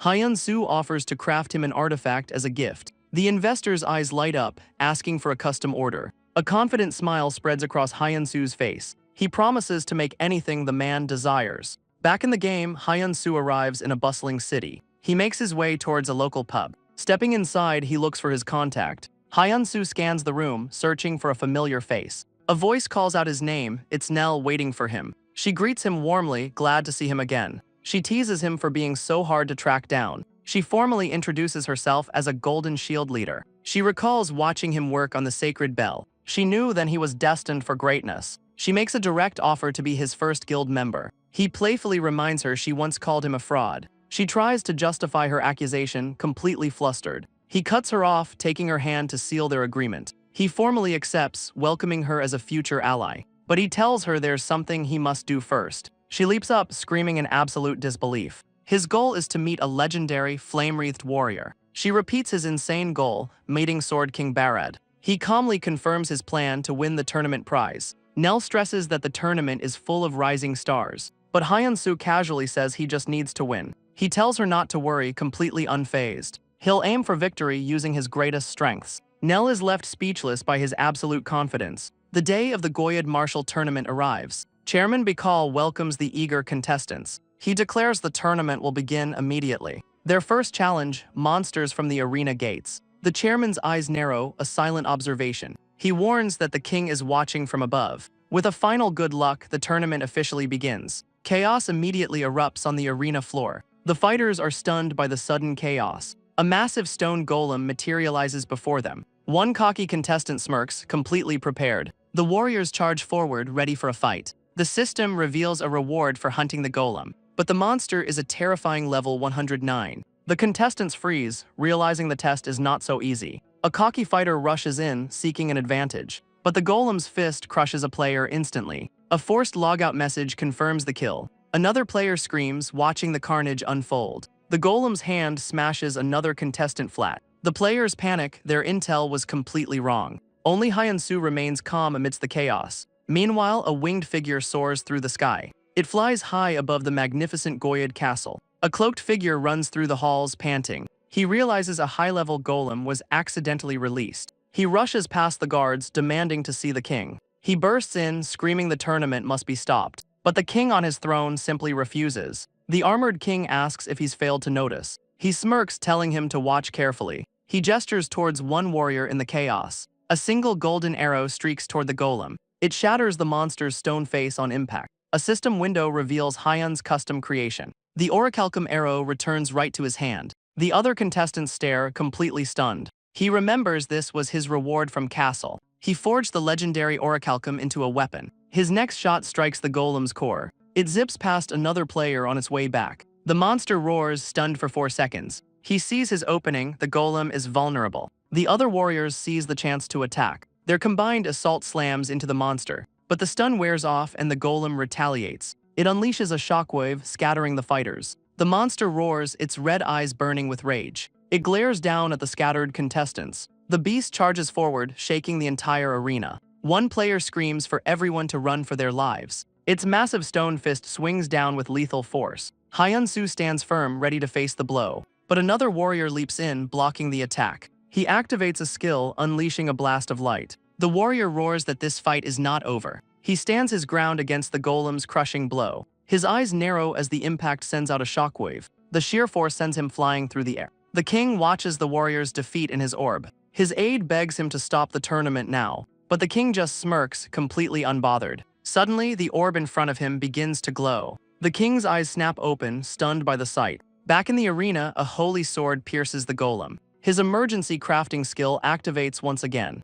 He forges a blade that can slice through stone. The golem's fist descends for the final blow, but his new sword shatters it on impact. The massive stone golem crumbles into dust. His temporary weapon vanishes from his hands. A flood of level-up notifications fills the sky. He's gained a staggering 14 levels at once. The other contestants can only stare in disbelief. They were just trying to survive, not kill it. A player explains the golem was a glitch. Hyun-soo looks pale, feeling the strain. His vision blurs as he starts to lose consciousness. He finally collapses from sheer exhaustion. The other fighters marvel at his weapon mastery. Suddenly, Chairman Bikal makes an announcement. He declares the tournament is over due to a host error. The contestants are dismissed as Hyun-soo lies unconscious. His impossible feat is already being broadcast live. Someone spots the legendary arrow he dropped. Viewers notice the signature carved on the arrowhead. They connect him to the legendary Bell of Ramas. Elsewhere, the game's support team is overwhelmed. A customer service agent deflects angry questions. He gives a tearful non-answer about the golem. The company refuses to explain the disastrous glitch, but one of the developers is simply amazed. She rushes to her team leader with urgent news. He dismisses the tournament's cancellation as expected, but she screams that Sword King Barad has summoned Hyun-soo. The team leader panics. Hyun-soo is already meeting the king. He groans, exhausted from another all-nighter. He admits Hyun-soo is completely unpredictable. He'd become the strongest blacksmith, wielding the Sword King's skills. The leader dismisses it, but she has a bad feeling. The next day, Hyun-soo wakes in a grand hall. He's escorted through the castle, surprised by the speed. A powerful voice calls out to the stranger. He kneels before the legendary Sword King Barad. Barad says the award ceremony will be simplified. Hyun-soo kneels, awaiting his official reward. The king acknowledges his incredible performance. Barad commands the court to show him respect. He's awarded a massive prize of 13,000 gold. But Hyun-soo cuts him off, asking if he was summoned. The Sword King is stunned by his directness. A courtier explodes, calling his insolence unforgivable. Hyun-soo stands, confirming he is Blacksmith Hyun. But the king raises a hand, silencing the court. Barad confirms Hyun-soo is the guest he's been waiting for. He formally introduces himself as Blacksmith Hyun. He bows, greeting His Majesty Sword King Barad. The king notes that he took his time arriving. This is Sword King Barad, one of Ares' 10 legends. Hyun-soo explains the journey was a treacherous one. Barad cuts to the chase and Hyun-soo confirms he knows. He asks if the king wishes to commission a sword. A smirk spreads across the Sword King's face. He reveals the kingdom's greatest smiths all failed him. But the king's gaze is fixed on Hyun-soo now. The king asks what gives him the right to try. Hyun-soo stands his ground, undeterred by the pressure. He faces the imposing king on his throne. He came here believing in only one thing, his skill. The king lets out a small, amused laugh. Then he erupts in laughter, impressed by his spirit. A courtier cries out, shocked by the king's reaction. Barad orders an attendant to bring his preparations. The man hurries forward, carrying a briefcase. The king declares he'll bet on Hyun-soo's confidence. The case opens, revealing a legendary cold iron. Hyun-soo is stunned, it's a fantasy mineral. The king demands a sword that breathes cold air. But if Hyun-soo disappoints him, the price is high. Failure means permanent banishment from the kingdom. A quest window appears, formalizing the deal. The S-grade quest offers any reward he desires. A confident smirk spreads across Hyun-soo's face. He vows to the king that he will not fail. He's led to the royal forge to begin his work. Hyun-soo feels an intense, burning stare from behind. His guard is Vice Knight Commander Bella, level 301. He smirks, realizing the king is having him watched. But he understands they have no reason to trust him. She tells him to ignore her and focus on his work. He asks if his discomfort was that obvious. She says yes. She can't believe how casual he is with so much on the line. He feels the immense pressure of her silent threat. Suddenly, a system alert appears. His doorbell is ringing. He realizes something's happening in the real world. He asks his guard if he can step away briefly. Back in reality, his gaming capsule opens. Hyun-soo sits up, hearing the persistent doorbell. He gets up and walks towards the front door. The door clicks open, revealing his visitor. His landlady stands there, surprised to see him. He asks her what's going on, looking concerned. She delivers bad news, she's selling the house. His eyes widen, processing the sudden eviction. He smiles, telling her not to apologize for her kindness. He asks for the deadline, she gives him just 2 weeks. He bows deeply, thanking her for her past kindness. The door clicks shut, leaving him alone in the hall. He's left reeling from the 2-week eviction notice. He earned a fortune in Ares, but it's already gone. Thousands were spent on his father's hospital bills. The rest was used to reclaim his family's forge. He hasn't even started his own burn treatment yet. He collapses in despair, with nowhere left to go. But a sudden vibration catches his attention. A phone call from Nell interrupts his despair. She calls with a brilliant idea for his quest. He tries to brush her off, his mind elsewhere. He admits he has to move in just 2 weeks. She screams, reminding him what's at stake in the game.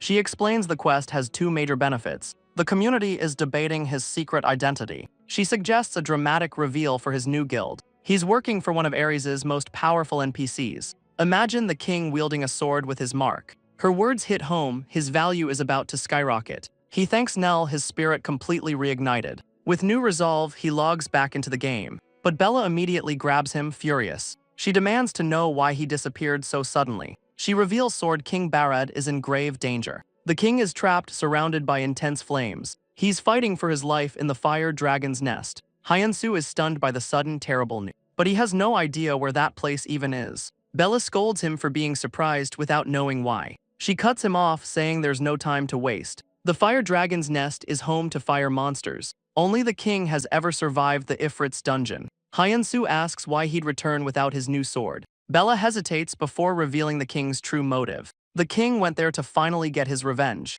Hyun-soo is stunned by the sudden personal revelation. Meanwhile, the king fights in the fiery hellscape. He struggles, barely holding back a powerful blow. The king grits his teeth, so close to his goal. He stares at the glowing door, his final destination. But his current sword is melting in the intense heat. At least his men manage to escape the inferno. He's alone, with no hope of rescue for days. He regrets not waiting for the blacksmith's new weapon. His thoughts drift to his son, Ban. The young blacksmith reminds him of someone. His son would have been Hyun-soo's age. He remembers his son's final, bloody moments. He remembers finding his son, Ban, dying in the dungeon. The boy only wanted to make his father proud. But he wasn't strong enough and he apologizes. The king screams at him to just stay alive. With a final apology, his son's hand goes limp. Barad desperately calls his name, but it's too late. He holds his son's body, overcome with grief. Back in the present, he grips his failing sword. He regrets not waiting for the blacksmith's weapon. But he cannot allow the Ifrit to escape this place. The king vows to finally capture his son's killer. He stands alone at the entrance to the fiery tomb.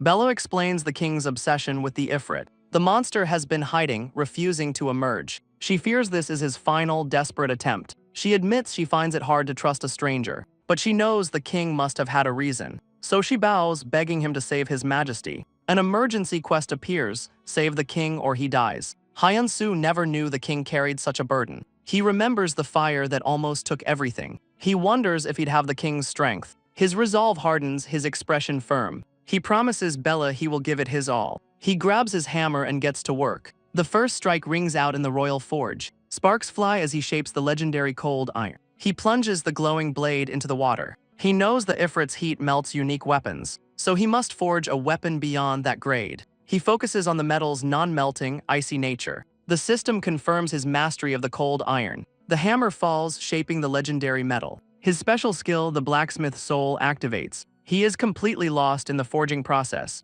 Passion and empathy fuel his selfless concentration. He is forging his first legendary-grade weapon. Suddenly, the door to the forge bursts open. Bella rushes in, asking if the sword is complete. He holds up the finished blade, pulsing with cold energy. With the sword complete, he races to save the king. Meanwhile, a massive explosion rocks the fiery nest. King Barad cries out, caught in the blast. He struggles to his feet, refusing to surrender. His eyes burn with resolve. This ends today. A cackling, flame-wreathed figure emerges. The level 409 boss, Ifrit, finally appears. Suddenly, the king leaps down from above. He wields the new blade, screaming in fury. The icy sword descends upon his son's killer. The king's eyes burn, blocking the fiery assault. The Ifrit shrieks as ice clashes with fire. The monster's flame blade begins to crack. Hyun-soo's creation shatters the fiery weapon. The Ifrit stares, stunned by the sword's power. Its weapon gone, the monster recoils in shock. Barad lands, ready to press his advantage. But the king cries out in disbelief. The Ifrit's flames engulf his new sword. A fiery explosion sends the king flying back. The king stares in horror as his new sword falls. The Ifrit cackles, gathering a ball of pure flame. A fiery blast sends the king flying backward. The monster forms a new blade from pure fire. It swings the fiery blade, unleashing Ifrit's flames. The king grits his teeth, cursing his failure. He's caught in a vortex of swirling flames. The Ifrit laughs, holding Hyun-soo's burning sword. The king falls to his knees, admitting his failure. The Ifrit raises the burning blade for the final blow. But a pillar of icy light descends from the heavens. The king stares up, shocked by the sudden intervention. His eyes widen in absolute disbelief. Steam and dust explode from the point of impact. A new, glowing sword is planted firmly before him. He stares at the blade, completely bewildered by its arrival. A massive wall of ice now splits the battlefield. Hyun-soo lands, having thrown the sword himself. Bella screams for the king to use the new weapon. The king's hand closes around the icy hilt. The king stands ready, new sword glowing with icy power. The sword's stats are revealed, a legendary creation. Hyun-soo urges the king to wield his creation. Barad's hands close around the hilt, power surging. The Ifrit unleashes a desperate blast of fire. He activates the blade's skill, Frost Flower. A torrent of ice slams into the fiery monster. The Ifrit screams, consumed by the freezing assault. Barad closes in, ready to end it all. His eyes burn with cold fury. It's finally over. The king unleashes a final, vengeful strike. His icy blade slices through the fiery monster. The Ifrit's body cracks and shatters on impact. The monster shrieks, stunned by the sudden turn. Barad follows through with a devastating final swing. The boss monster explodes into frozen shards. Hyun-soo and Bella can only watch, stunned. The king's sword slams into the ground. A system message confirms the boss is defeated. He whispers, finally achieving his long-sought revenge. The Ifrit's body cracks, a mix of ice and fire. A massive explosion rocks the fiery cavern. The blast consumes everything in a blinding light. Bella explains the monster is self-destructing. King Barad is caught in the heart of the inferno. He orders his knights to stay away from the blast. The king clutches a locket, ready for the end. He wants to die here with his son's memory. Bella prepares to defy his orders to save him. But she freezes, torn between duty and his command. Hyun-soo watches her, his expression hardening. She turns, shocked as he steps forward. He vows to go in and bring the king back. His emergency crafting skill generates fire-resistant armor. He walks directly into the raging inferno. The intense heat immediately assaults his body, but his eyes burn with unwavering resolve. He finds the king kneeling amidst the flames. Barad orders him to leave, his duty fulfilled. But Hyun-soo refuses to leave without him. He asks if this is about the locket's owner. The king admits it, blaming himself for his son's death. He sees no reason to continue living with the guilt. But Hyun-soo asks if his son would want this. The king erupts, screaming that he wouldn't understand. He grabs Hyun-soo, roaring about his unbearable grief. Hyun-soo admits he can't know that exact pain, but he reveals he almost lost his family too. He tells the king his own father is in a coma. He's just grateful his father is still alive at all. He tells the king his son would want him to live. He steps closer, his words hitting their mark. He holds the grieving king, urging him to let go. The king's resolve finally begins to crack. Memories of his son Ban flood his mind. A single tear escapes, a sign of his broken grief. He admits his foolishness, his mistake as a father. Hyun-soo insists that the king must live on. He asks if he won't be a father his son can be proud of. The king agrees, his will to live finally restored. The king smiles, his will to live restored. Hyun-soo helps him walk out of the raging inferno. Bella watches in disbelief as they emerge. She rushes forward as Hyun-soo confirms the king is safe. But his HP hits 0, forcing a sudden logout. He tells her not to worry, he'll be back soon. Bella is left speechless as he vanishes into light. The king tells her that the young man saved him. She catches the king as he finally begins to collapse. With a faint smile, the king loses consciousness. A system window confirms the forced logout penalty. Back in reality, Hyun-soo's resolve is unbroken. Meanwhile, King Barad finds himself in a peaceful field. A familiar voice calls out to him from afar. He turns to see his long-lost son, Ban. The king rushes forward, unable to believe his eyes. But Ban has come to say a final goodbye. Barad grabs his hand, demanding an explanation. He remembers Hyun-soo's words about living on. His son's only wish is for his father's happiness. Ban urges his father to finally live for himself. The king awakens, whispering his son's name. His court rushes in, relieved he's awake after 3 days. He calmly explains that Ban came to say goodbye. He knows he owes this piece to Hyun-soo. The king waits patiently in a sunlit room. An attendant announces Hyun-soo has finally arrived. Hyun-soo enters the chamber and kneels before the king. With a calm smile, Barad tells him to rise. Hyun-soo looks up, ready to face the king. The king invites him to sit, having a question. Hyun-soo takes a seat across from the legend. Barad knows players can revive after death, but he asks why Hyun-soo risked it all for him. Hyun-soo calmly explains he had 2 reasons. He wanted the king, who shared his burden, to live. The king reflects on their shared grief. He then asks for the second reason. Hyun-soo grins, admitting a more selfish motive. He was confident the king would pay him well. The king is amused by Hyun-soo's bold honesty. Barad agrees, promising a proper reward. He presents a scroll, payment for the legendary blade. The scroll is passed across the table. He unrolls it, revealing over 1 million gold. The king declares it a fair price for his life. Hyun-soo bows deeply, thanking his majesty. Barad vows to live his life to the fullest, so he can face his son without any shame. He urges Hyun-soo to live for his own father's sake. The king asks him to visit every once in a while. He's curious about the story Hyun-soo will write. Hyun-soo happily agrees, wanting to hear his stories too. He reaches out, asking to call him a dear friend. The offer leaves Hyun-soo completely stunned. A system window confirms their maxed-out friendship. Becoming friends with a legend is a huge deal. Hyun-soo smiles, saying the honor is all his. To commemorate their new friendship, he offers to pass down his swordsmanship. A knight commander protests the king's decision. He argues another was already named successor. Only the qualified can inherit the king's skills. But Barad silences him with a single gesture. A new quest window appears before Hyun-soo. He must land 3 attacks on the knight commander. The king declares this a test of his worth. Hyun-soo recalls logging out to settle his affairs. He used the money to find a new home. He also thanked his kind former landlady. With his affairs settled, he makes one last call. He invites his friend Jae-hoon out for a meal. But this time, it's not cheap convenience store food. They're at a high-end Korean barbecue restaurant. Jae-hoon is moved to tears by the expensive meal. Hyun-soo says it's to thank him for his support. But the meal isn't the only thing he has planned. He pulls out a carefully wrapped gift for his friend. Jae-hoon is stunned by the fancy packaging. It's clear this is no ordinary present. Jae-hoon opens the box, revealing the gift. He gasps, recognizing the expensive designer shoes. He asks where Hyun-soo got the money for this.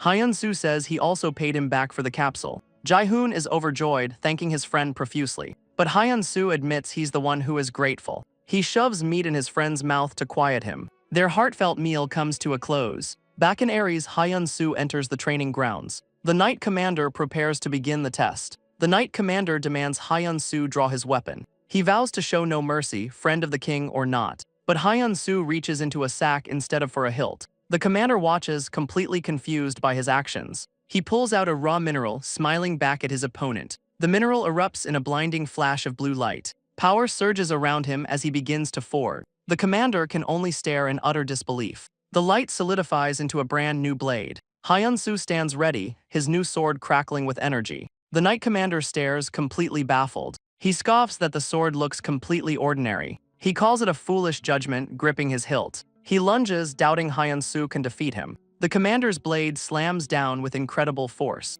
Hyun-soo barely manages to block the powerful strike. He grits his teeth as his new sword cracks. The commander mocks its pathetic durability. The blade shatters into 1,000 pieces. Hyun-soo's eyes widen in absolute shock. The commander cries out, hit by a storm of shards. The shattered pieces pepper the ground around him. He stumbles back, caught completely off guard. Hyun-soo reminds him the mission was just to land hits. A system window confirms he landed 59 successful attacks. He smirks, there was no rule against his method. The commander stares, completely dumbfounded by the display. He asks Hyun-soo what his true identity is. Hyun-soo raises his glowing hammer, ready to answer. He declares himself the god of blacksmiths. The commander's tough facade completely shatters. He begs Hyun-soo to carry on the king's legacy. After 2 weeks of grueling training, Hyun-soo is utterly exhausted from the ordeal, but he successfully learned the king's techniques. The training was brutal, just like he expected. His level only allows him to learn 3 chapters. He'll learn the rest once he's strong enough. His business with the king is finally concluded. He arrives at a new destination, expected by staff. The chamber doors creak open before him. He stands before King Barad once again.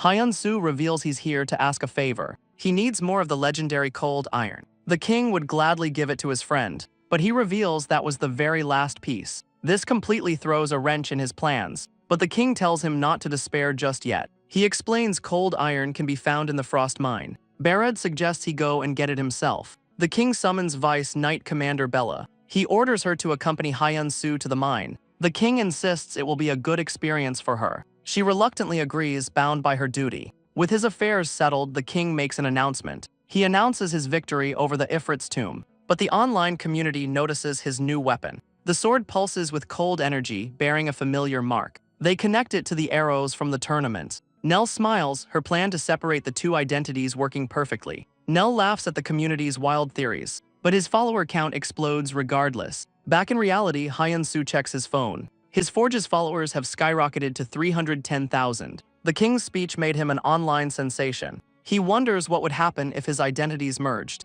but for now, he decides to lay low. He clenches his fist, his work far from over. Before the frost mine, he has one last message to send. There's one person he still needs to thank. In a dark office, a man clicks through the news. He reads about King Barad's recent victory. He knows that dungeon is impossible for players. This is Bark, a high-ranking tank in Ares. He tried a similar dungeon, but his gear melted. Even his expensive unique grade items were useless. He needs a craftsman who can solve this problem. Suddenly, his phone buzzes with a notification. A message arrives from someone named Hyun-soo. Bark smiles, it's the very person he needs. Bark's phone buzzes, catching his attention. It's a message from Hyun-soo, ready to keep a promise. A wide smile spreads across Bark's face. He tries to recall what promise he's talking about. Then, a sudden flash of realization hits him. He remembers their conversation about a special artifact. Hyun-soo is ready to craft the item he requested. The timing couldn't be more perfect for Bark. He asks for Hyun-soo's level, which is only 59. Still, he puts his faith in the promising young man.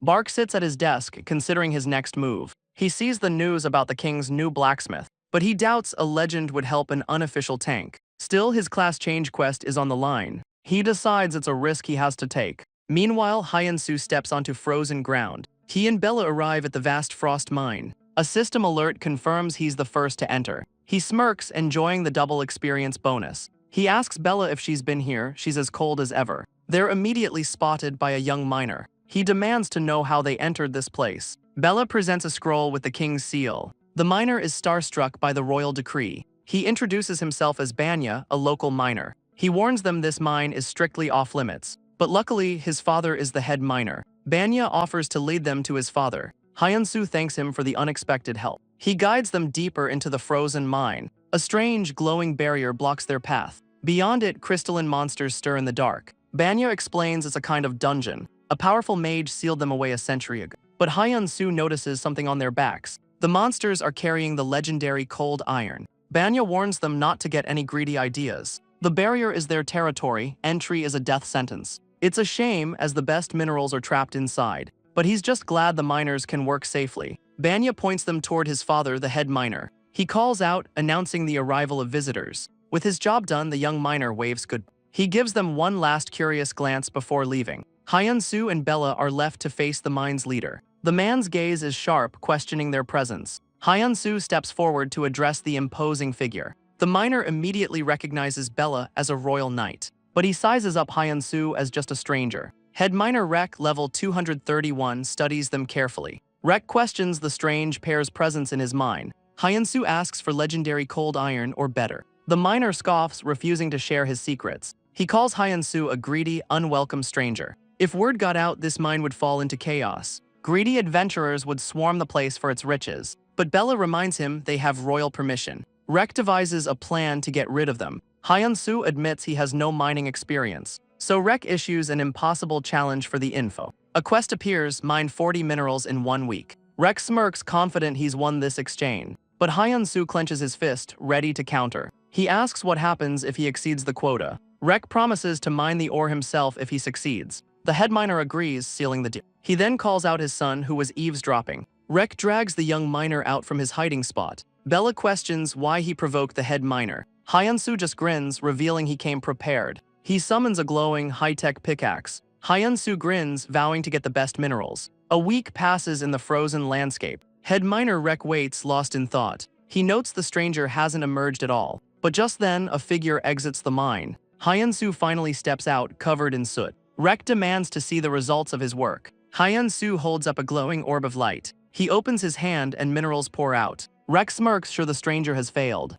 But a mountain of minerals crashes to the ground. The head miner stumbles back in disbelief. The pile towers over the stunned man. Hyun-soo announces he mined a total of 200. Rek demands to know if he's the legendary miner. Hyun-soo calmly denies the grand title. He's just an ordinary blacksmith, he says. His custom sword doubles as a unique grade pickaxe, a tool perfectly designed for this very task. Rek stares at the mountain of ore, finally understanding. He admits Hyun-soo won, using his own unique skills. The miner apologizes and offers a hand in friendship. Hyun-soo smiles, his plan having worked perfectly. They shake hands, a new alliance forged between them. Hyun-soo graciously accepts the dinner invitation. They decide to invite the stoic Bella along as well. Later, the miners celebrate in a rowdy tavern. Bella chugs her drink, ignoring the festivities. Hyun-soo and Banya ask her to slow down and join them. Bella ignores the party, drinking silently by herself. Suddenly, a heavy hand grabs Hyun-soo's shoulder. Rek is still in disbelief about the 200 minerals.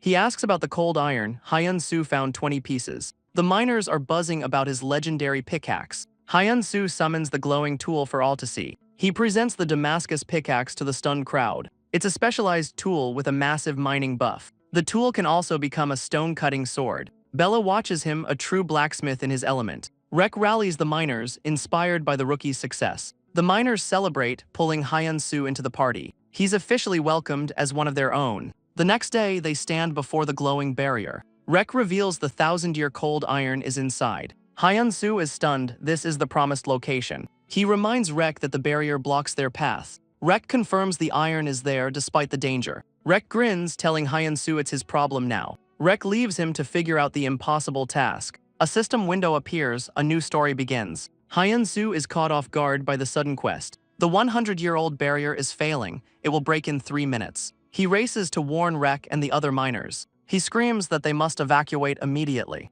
Rek scoffs, unable to believe the century-old barrier would fall. But the ground trembles as the barrier begins to crack. Hyun-soo and Bella stare in shock at the sudden chaos. The entire mine begins to violently collapse around them. Rek screams for everyone to evacuate the crumbling mine. Hyun-soo screams for everyone to evacuate the mine. But Banya refuses, vowing to save his comrades. Rek agrees they won't abandon their own. Even Bella steps forward, siding with the miners. The head miner stands firm, refusing to retreat. He explains the mine's safety magic should activate. But Hyun-soo knows the quest says it will fail. A new quest appears: save all the miners. He's disgusted the system treats lives as a score. He summons a glowing sword, ready to fight. His hand tightens around his blade's hilt. He plants his feet, asking Bella for cover. Bella asks if he isn't afraid to step forward again. He smirks, reminding her players can't truly die. He stands alone as the barrier finally shatters. A crystalline monster smashes through the failing magic. The ancient seal explodes into a storm of light.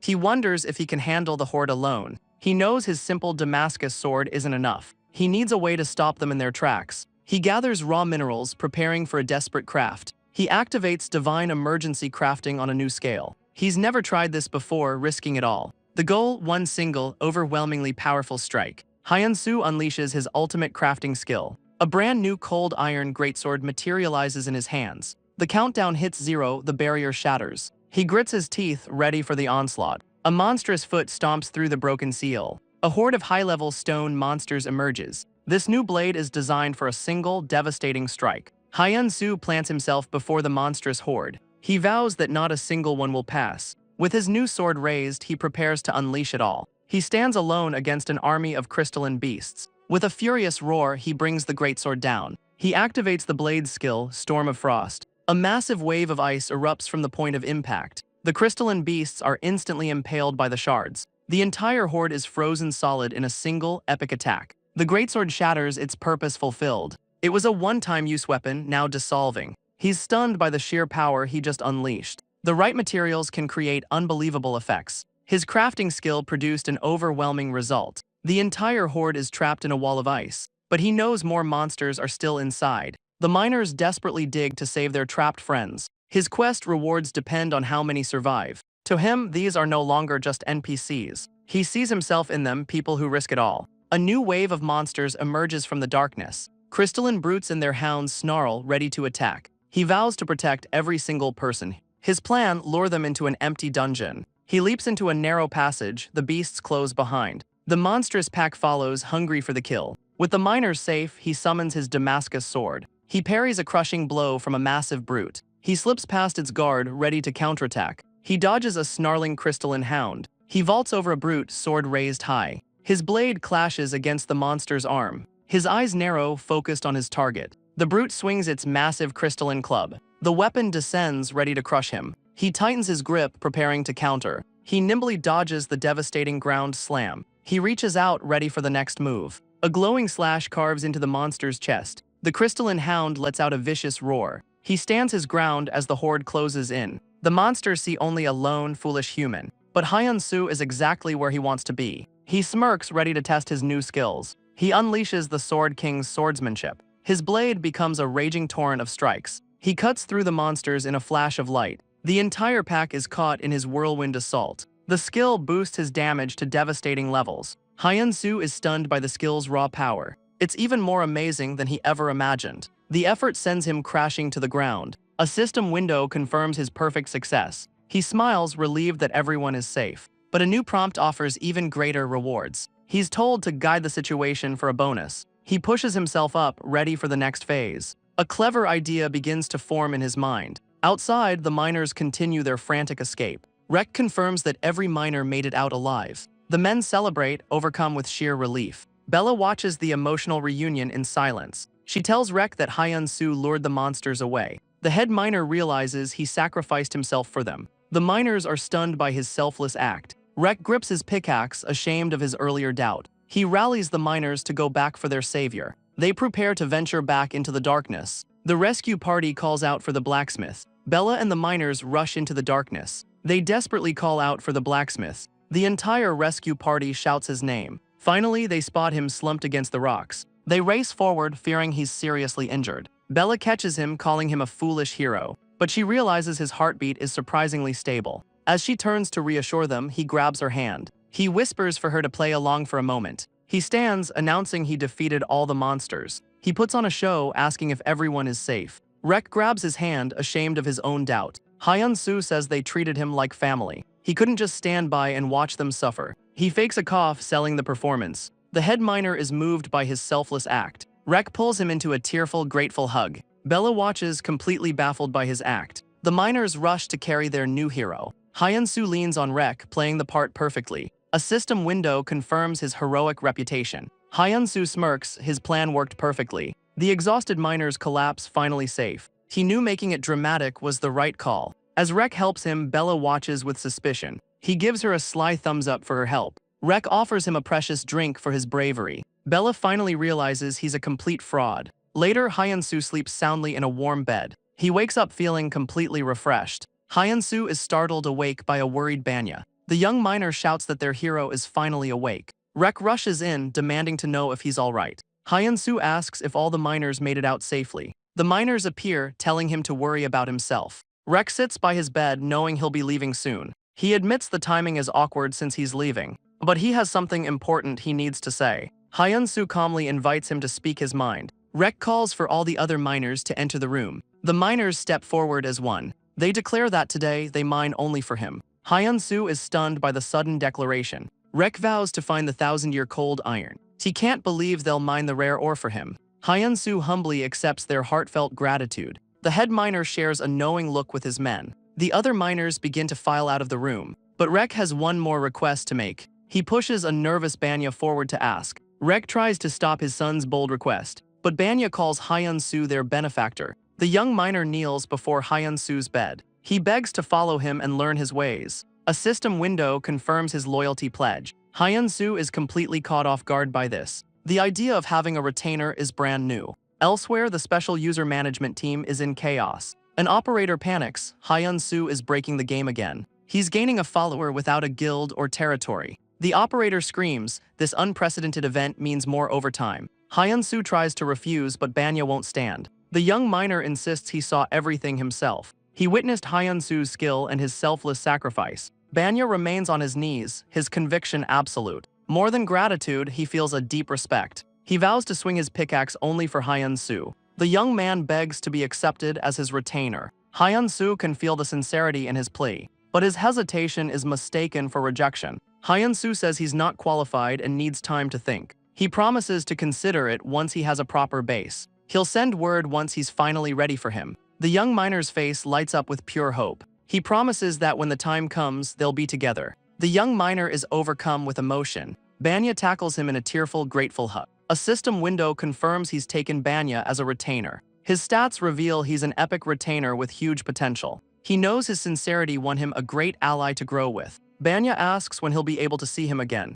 Until then, he vows to mine only for Hyunsu. The young miner asks to be treated as a friend. With their business concluded, they prepare to depart. System windows confirm his massive haul of ore. Rek arrives wheeling a heavy, covered cart. The head miner prepares to reveal its contents. He unveils a mountain of 1,000-year cold iron. Bella whispers that his little act paid off nicely. He panics, trying to silence her from the miners. Hyunsu gives the miners one last knowing smile. He bows, thanking them for their hospitality. Banya rushes forward, crying out his name. Hyunsu waves goodbye to his new retainer, but he reveals he has a parting gift for Banya. It's a clever investment. He gets a cut of the ore. Banya is stunned to receive his hero's legendary tool. The young miner vows his eternal loyalty for the gift. With their goodbyes said, they step into the portal. Bella reflects that despite his act, he truly is a hero. Bella smiles, thinking about how he earned their trust. Hyunsu is stunned she called his performance cool. A few days later, at the fiery salamander's dungeon, Bark sits defeated, having lost count of his attempts. Even the 11th ranked blacksmith couldn't craft his shield. He accepts that this dungeon clear is a failure. Suddenly, a bird swoops down with a delivery from Hyunsu. The bird lands on his arm as he recognizes the name. He doubts a level 59 can make anything useful. Still, he decides to open the gift notification. Bark taps the notification, expecting very little. But the item stats leave him utterly confused. He can't believe what he's seeing on the screen. His eyes widen, he thinks it must be a bug. It's a unique grade shield with unbelievable fire resistance. The shield materializes and he's stunned by its quality. He recognizes the iconic face of Medusa on its surface. It's a perfect replica of the legendary Aegis shield. A quest completion window confirms his sudden success. He turns to the dungeon, amazed by Hyunsu's talent. Bark grips the shield, a new hope burning within him. He marches back into the dungeon for the final challenge. Meanwhile, Hyunsu arrives at a grand estate. He's meeting with Nell in a royal reception room. She asks how he's been since returning from the mine. He spent his time caring for his ailing father.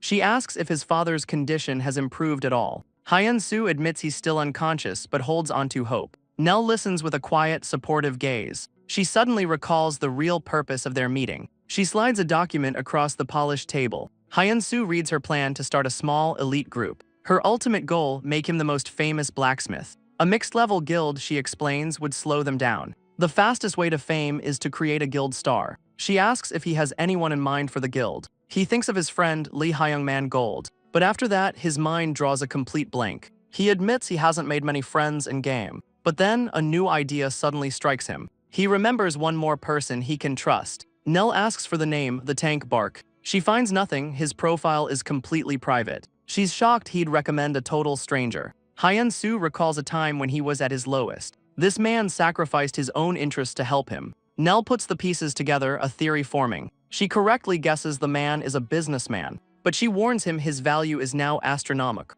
A businessman could exploit him for guild control, but Hyun-soo calmly rejects her cynical view. He's certain that Bark would never deceive him. Nell is taken aback by his absolute conviction. She relents, admitting the final decision is his. But she leans forward with one condition. She insists on meeting this mysterious tank herself. She warns him to keep his blacksmith identity a secret. Hyun-soo panics as she reveals she named her gift after Hyun. Meanwhile, deep within the salamander's dungeon, a monstrous beast of fire and rage awaits its challenger. Bark unleashes a powerful counter, his gauntlet glowing. He braces as the salamander unleashes a torrent of fire. The Aegis shield meets the blast with a wall of energy. The fiery attack shatters against his impenetrable defense. Bark stares at the shield, stunned by its raw power. It has every single function he desperately needed. But then he notices a small detail on the back. A single character is etched into the metal, Hyun. He can't believe it, this masterpiece is from Hyun-soo. A proud smile spreads across his face. He wonders how he could ever repay the young blacksmith. His focus sharpens, ready for the final battle. The salamander's massive claw crashes down upon him. Bark is sent flying, the impact shaking the cavern. The beast unleashes a volley of searing fireballs. A torrent of flames engulfs the entire battlefield. The ground shatters under the overwhelming assault. The dungeon itself burns in a raging inferno. The salamander stands victorious amid the destruction. Its glowing eye fixes on its defiant challenger. The Aegis shield glows, holding back the inferno. Bark stands his ground, completely unharmed by the blast. A hooded figure emerges, demanding the shield maker's name. The entity unleashes a furious new assault. Bark is bombarded by a storm of shattering energy. It threatens to hunt him down if he refuses to talk. Bark knows this threat could force him to quit the game, but he plants his feet, making his choice. He refuses to sell out Hyun-soo to save himself. The figure unleashes a final, devastating fire blast. Bark grits his teeth, holding back the fiery blast. The avatar unleashes a new skill, Death Hand. His eyes widen as the attack intensifies. He screams, engulfed by the overwhelming power. His health plummets, but he refuses to yield. He looks at the glowing name on the shield. The shield responds to his unwavering will. He roars that this is a gift from his friend. A new power erupts, shocking the hooded figure. A brilliant blade of light forms in his hand. A hidden skill activates, Aegis Ice. The avatar scoffs, preparing a final, powerful spell. Bark soars through the air, unleashing the icy blade. The sword smashes directly into the avatar's face. The figure shatters, completing the dungeon clear. The entire cavern begins to collapse around him. A massive explosion tears through the dungeon. Bark lands safely as the world crumbles behind him. A new window appears, a hidden test is complete. He's qualified for growth by protecting his friend's name. A system window appears, praising his loyalty. He's rewarded for protecting his friend's name. He realizes this is a hidden class advancement. The system grants him a new epic class. A class with the potential to become legendary. It's a class for those who protect their allies. He smiles, realizing the dungeon was a test. A new prompt recommends he join a guild. He stares at the message, an idea forming. A sly grin spreads across his face. He decides it's time to have a talk with Hyun-soo. Days later, Hyun-soo and Nell wait in a bustling tavern. A bell chimes as the tavern door swings open. Bark enters clad in his new epic-grade armor. Hyun-soo waves him over, calling him boss. The patrons murmur, stunned by the high ranker's gear. Nell sizes him up, seeing his power in his artifacts. She warns herself to be wary of the smooth businessman. Bark finally stands before the young blacksmith. He grabs Hyun-soo, thanking him for the quest clear. Nell panics as Bark connects the dots. But then he stops, a thought crossing his mind. He notices the entire tavern is staring at them. He grins, offering to pay for a private room. They relocate to a lavish private lounge. The three of them sit down in an opulent room. Bark clears his throat, ready to get to business. He directly accuses Hyun-soo of being the blacksmith. Nell watches coolly, noting his direct approach. Hyun-soo confirms it, saying he left the mark intentionally. Bark beckons Hyun-soo to lean in closer. Hyun-soo leans forward, completely confused. The tank's gauntlet ruffles his hair affectionately. He thanks him, admitting he had a hunch. He explains someone tried to take the shield, but he declared it was a gift from a friend. Hyun-soo bows his head, deeply moved. Nell realizes she was wrong to be suspicious. She stands, formally introducing herself as his manager. She admits her preconceptions and offers an apology. She admits she thought he'd exploit Hyun-soo's secret. Bark laughs, saying her assumption isn't totally baseless. He considered a guild but never to profit off the kid. He's just happy Hyun-soo has found trustworthy allies. But Hyun-soo cuts in with a question of his own. The tank looks back, waiting for the question. Hyun-soo formally invites Bark to join his new guild. Bark is stunned by the sudden, direct offer. He wants to grow and share their success together. Bark stares, a new light dawning in his eyes. Hyun-soo waits nervously for the tank's answer. Nell watches, equally unsure of what will happen next. A slow, knowing smile spreads across Bark's face. He accepts, promising to always have Hyun-soo's back. He introduces himself. Bark, a level 311 growing tanker. Nell is stunned, his class can reach legendary status. Bark declares Hyun-soo will become a legend, too. Hyun-soo stands, ready for his own formal introduction. He reveals his name, Hyun-soo, and his level of 80. His class is Lord of Blacksmiths, leaving Bark speechless. Hyun-soo shakes Bark's hand, sealing the deal. He asks the powerful tank to work with him. Bark grins, calling him future master. Nell watches the two of them, saying nothing. Bark suggests they eat before the food gets cold. But first, he wants to properly thank Hyun-soo. Hyun-soo insists it was just a simple gift. But his eyes widen in complete and utter shock. A notification confirms a payment of 400 million won. He panics, saying it was just a gift, but Bark insists. Bark asks about their plan for the new guild. Nell's strategy make Hyun-soo a broadcast star. Hyun-soo is flustered by the sudden proposal. He stares in disbelief, hoping it's a joke. His allies are baffled by his strong reaction,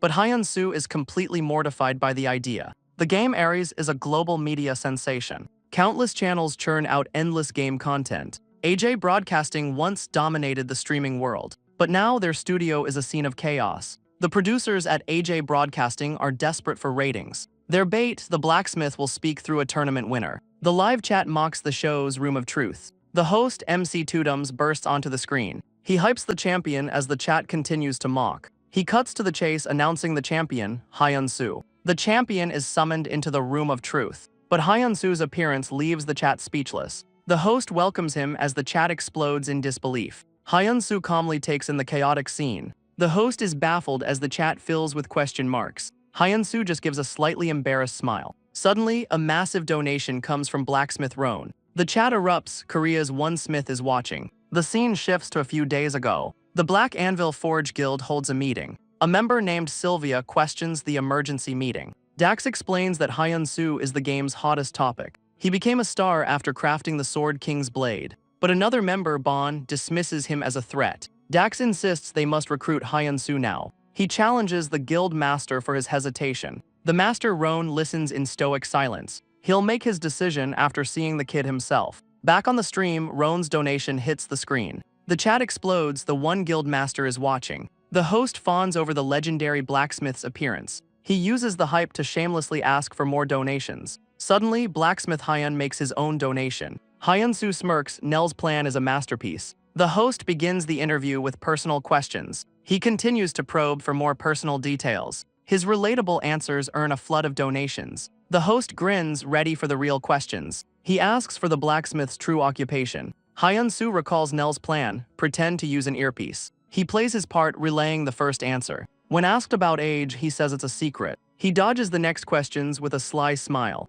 The chat erupts with mockery and the host panics. Hyun-soo knows the mystery act is wearing thin. He decides they can't keep dodging the questions. He declares he'll let his work speak for itself. He relays the message to the baffled host. The host reveals the perfect segment is already prepared. He announces a collaboration between Hyun-soo and the Smith. The challenge, a time attack dungeon mission. Roan drops a massive donation with a public wager. The host absolutely loses his mind over the bet. But Roan adds a chilling condition for failure. Roan demands he reveal the Sword King's weapon info. The host is thrilled, this is incredible content. Roan watches, challenging him to prove his worth. Hyun-soo touches his earpiece, feigning a message. He smirks, announcing that the blacksmith accepts. Back in their room, Nell monitors the situation. She scrolls through the community forums with a smile. The internet is exploding over the public challenge. She asks Hyun-soo how it feels to be so famous. She grabs his shoulder, snapping him out of a daze. She asks what amazing item he plans to make. Hyun-soo admits he's still thinking it over. He could make a rare item, but Roan raised the stakes. Now he wants to showcase a unique grade weapon. Nell confirms the community sees this as a direct battle. He's hesitant to frame it as a real fight, but she insists it's a competition he must win. Success means a recruitment offer. He asks about failure. If he fails, his market value will completely crash. He clenches his fists. Failure is not an option. He smiles, telling Nell she's motivated him. She's flustered as he pushes her away. He needs to focus completely on crafting now. She lands outside, wondering if he just kicked her out. 10 days later, a horde of monsters awaits. The producers are stunned by over 80,000 viewers. They celebrate, praying this show will be a huge hit. The broadcast begins as Hyun-soo enters the dungeon. A system window explains the first stage is simple. He looks down at a massive horde of 40 monsters. The mission, fight through the horde to a distant gem. The host explains the current record is under 90 seconds. Breaking the record comes with a huge cash prize. The live chat buzzes with predictions and jokes. A countdown begins as he stares down the monster horde. The challenge starts and Hyun-soo readies his bow, but he reveals he's not showcasing a bow or arrows. He holds up his fist, revealing a pair of gauntlets. He draws his bow, taking aim at the horde below. The gauntlet glows, massively boosting his strength stat. The gauntlet's power extends his bow's range. His strength now fuels the arrow's destructive force. He fires and a single beam pierces the horde. The shot travels the length of the entire cavern. It shatters the gem, setting a new dungeon record. The host confirms his 41-second clear and prize money. But Hyun-soo corrects him, the prize is double. The host is left completely stunned and confused. Hyun-soo reminds Roan of their public wager. The legendary Blacksmith just gives a knowing smirk. He proudly declares the gauntlets are unique grade. Roan watches the broadcast, his expression unreadable. The master blacksmith demands to see the stats. Hyun-soo calmly accepts the public challenge. He agrees to reveal the item's full details. He raises his fist, ready for the big reveal. The stats appear, confirming its incredible power. Hyun-soo smirks, asking if that's proof enough. Roan's eyes widen in utter disbelief. A massive donation confirms Roan's congratulations. The host reveals the blacksmith's next move. Roan orders his men to watch the broadcast closely. The auction begins with a starting bid of 10,000 gold. Hyun-soo waits for the first bid to come in, but the live chat is completely silent. He remembers Nell's insistence on the high starting price. He starts to sweat, doubting her bold strategy. Suddenly, the first bid appears, 15,000 gold. Then the chat explodes with a flurry of high bids. Hyun-soo celebrates, thanking the viewers for the blacksmith. Hyun-soo grins, Nell's plan was a jackpot. The host announces the second stage has begun. A massive foot slams down, shaking the arena. Hyun-soo faces a towering level 121 Cyclops. The beast raises its massive club to strike, but Hyun-soo's gaze remains sharp and focused. He dodges the devastating swing with ease. He soars through the air, sword in hand, but a bead of sweat betrays his calm facade. The Cyclops lunges forward with a powerful punch. He meets the giant's descending fist with his blade. The chat declares him dead, then falls silent. But Hyun-soo's eyes burn with fierce resolve. He unleashes a surprising burst of power. He brings the sword down in a powerful arc. The monster's eye widens in disbelief. His blade shatters the monster's weapon. The club explodes into a shower of fragments. He twists midair, preparing his next move. A single strike cleaves the giant in two. Hyun-soo stands over the fallen beast, laughing. He relays that the next item is a bit lacking. The impatient chat demands he reveal it now. Roan watches, amused by the kid's antics. The stats reveal a simple, normal-grade greatsword. Hyun-soo feigns disappointment for the camera. He cries out that the system is completely unfair. Roan watches the performance with a thoughtful gaze. He concludes the blacksmith was just a one-hit wonder. But then, a call comes in from his guild member, Dax. Dax insists they should still recruit the kid.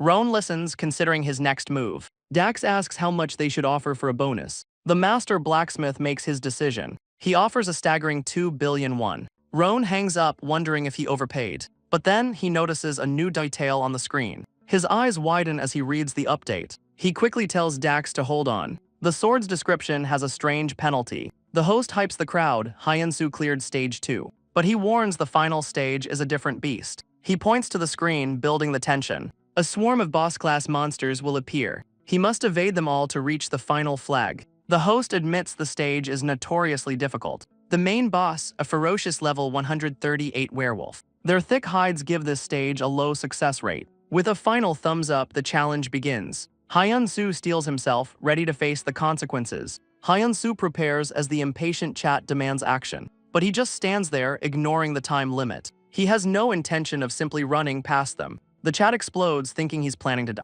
He raises a hand, which begins to glow with power. He faces down the entire snarling werewolf horde. He declares he's going to hunt every single one. He draws his bow, a golden light gathering. He takes aim at the swarm of monsters. A single, brilliant arrow streaks across the field. The golden arrow finds its first target. It strikes the lead werewolf directly in the eye. The monster stumbles back, stunned by the impact. Its claws dig deep into the cracking earth. But the arrow's true power is just beginning. A shockwave engulfs the entire werewolf pack. The battlefield erupts in a massive explosion. The live chat explodes, demanding to see the bow. Hyunsu smirks, revealing the third and final item. A bow inspired by an ancient island myth. It's based on a myth of a king shooting down the sun. He reveals the weapon's name, the Chunjun bow. It's a folktale his father told him when he was young. A world with 2 suns and moons fell into chaos. A hero shot them down with a 1,000 June bow. As a boy, he vowed to one day make that bow. He wondered if he could recreate the legend in Ares. But the required strength seemed impossible to achieve.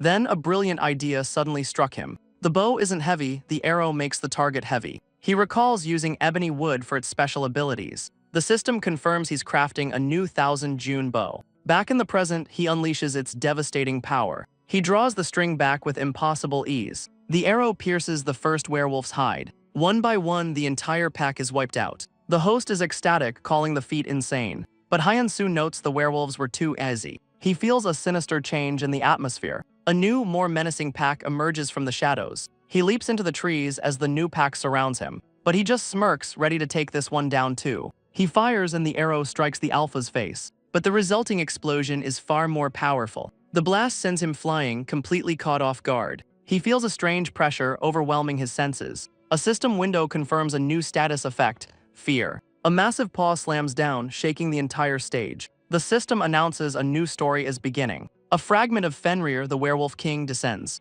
The host panics, a legendary monster has appeared. Overwhelmed by fear, Hyunsu's body grows sluggish. A werewolf lunges, slashing him with its claws. The brutal attack sends him flying backward. The entire snarling pack closes in on him. He's wounded, now suffering from a blade effect. His stats plummet, leaving him too weak to fight. He activates his gauntlets to boost his strength. A newly empowered arrow streaks toward the alpha. The beam of light tears straight through the beast. The system announces a new skill, Claws of Destruction. Fenrir lunges forward with a devastating swipe. The attack tears the entire battlefield apart. The host and chat are certain he's been killed, but Fenrir finds the ground completely empty. Hyunsu dodged, a blur of impossible motion. He soars through the air, aiming for the beast's head. He knows there's only one way to win this. Another empowered arrow strikes the monster's face. He uses its own paw to launch himself upward. But Hyunsu smirks, this fight isn't over yet. He reveals the true nature of his legendary bow. The empowered arrow streaks toward the werewolf's eye. It strikes, activating a skill that multiplies its weight. The impact sends a shockwave across the battlefield. The host stares in disbelief, utterly stunned. The ground shatters under the impossible pressure. Hyunsu's foot lands squarely on the beast's head. He stands victorious over the fallen Fenrir fragment. The host is left completely speechless by the display. The host is losing his mind over the bow's power. A massive donation comes from the one-ranked archer. Hyunsu stands calmly amidst the flood of offers. He feigns a message from the blacksmith. The chat explodes as he says the bow isn't for sale. He leaps off the fallen beast toward the final flag. He confirms the blacksmith's decision is final, but he offers a single commission for archers only. He tells them to send requests to Hyun's forge. The broadcast ends, his mission a stunning success. Hyunsu returns to his personal smithy. He teleports in, finally able to relax. The broadcast was a massive success. He gained legendary materials and tons of experience. But the biggest prize was something else entirely. He's finally reached level 100, unlocking guild creation.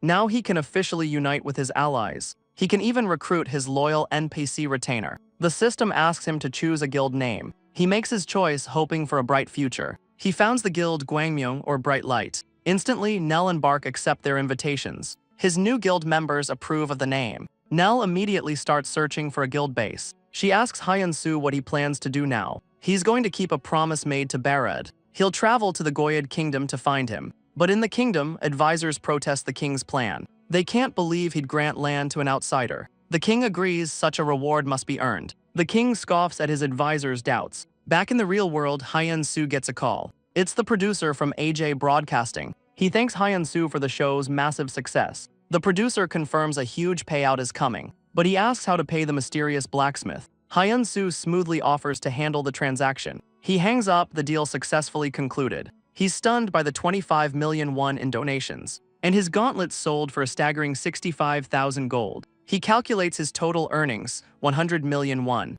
An urgent message from Nell demands he log. He agrees instantly, logging back into the game. He materializes in a crowded intermediate user's town. Nell rushes over, calling out his name excitedly. She's practically vibrating with excitement over the news. She rattles off his recent, massive successes. She apologizes, then asks about the Goyid kingdom. He confirms he's thoroughly prepared for the journey. He's even repaired some damaged quest armor himself. He'll show the armor to Bared to build more trust. She hopes he returns with another hidden quest. Hyun-soo sincerely thanks Nell for her support. His genuine words leave her slightly flustered. He asks why she's staring, catching her off guard. She quickly changes the subject to the guild base. He smiles, telling her to take her time. The scene shifts to a king petting a large wolf. The king explains the wolves are dungeon rewards. A marquis questions the king about granting land. The king challenges his advisor's concern. The marquis calls the reward excessive for an outsider. He dismisses Hyun-soo as a mere beginner. But the king reminds him Hyun-soo saved his life. He calmly strokes the head of a massive wolf.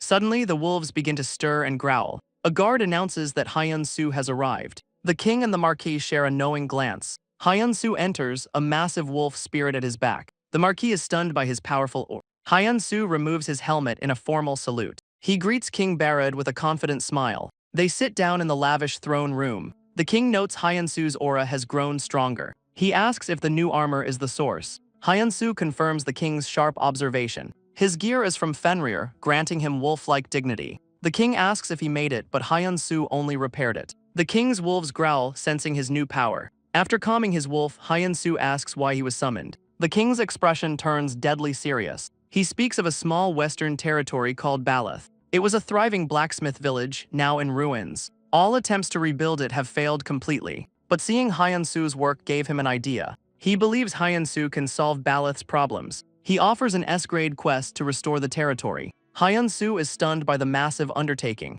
He admits he has no experience with reconstruction. But the king's gaze is steady and unwavering. Hyun-soo considers the king's difficult offer. But if he can help his fellow blacksmiths, he accepts the monumental S-grade quest. He vows to rebuild the ruined village of Baleth. The new guild arrives at the desolate territory. Nell notes the streets are empty and shops are closed. Bark agrees something is definitely wrong here. Hyun-soo realizes the problem is worse than he thought. Nell spots a single building with its lights on. They push open the door, stepping into the unknown. Hyun-soo calls out into the dusty, silent building. Nell shudders, seeing cobwebs covering the ceiling. He asks again if anyone is inside. A sudden creak from deeper inside startles them. Their attention snaps to a single closed door. Nell clenches her fists, her expression tense. A hand from the other side grips the handle. Nell and Bark stare, completely frozen. Hyun-soo sweats, bracing for what's coming. A gaunt old man appears, asking who they are. The old man explains a merchant guild came to Baleth. Their young lord gladly accepted their trade offer. The Edral Merchant Guild moved into the village, but their master proposed a sudden wager over dinner.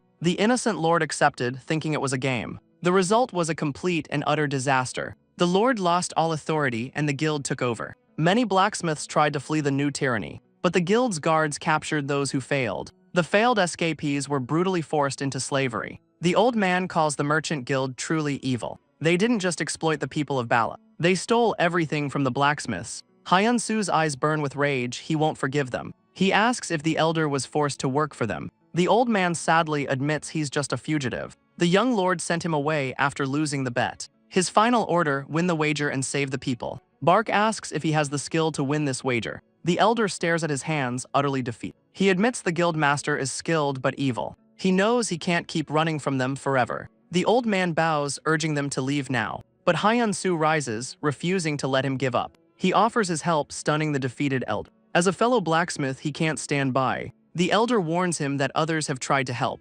Suddenly, the door slams open as a guard storms in. The guard shouts, having finally found his target. He sneers, calling the terrified elder a rat. The guard's face twists into a cruel smile. He taunts the elder, saying his long run is over. Examiner Bucks declares there's no escape now. He looms over the old man, demanding he accept the wager. His hand tightens on the hilt of his sword. Refusal, he warns, will cost the elder his life. His gaze shifts, finally noticing Hyun-soo's party. He mocks the old man for finding new friends. A glowing blue cube materializes in his hand. The cube expands, trapping them all in a digital field. The wager is a mental crafting battle. Nell furiously calls it a threat, not a fair bet. The level difference is completely overwhelming. Bucks offers a cruel choice: win and become a slave. A system window confirms the trial has begun. The elder must now state his own conditions. He sweats knowing he can't back down now. He demands they nullify all previous wagers. The system accepts, putting his life on the line. But a new challenger suddenly steps forward.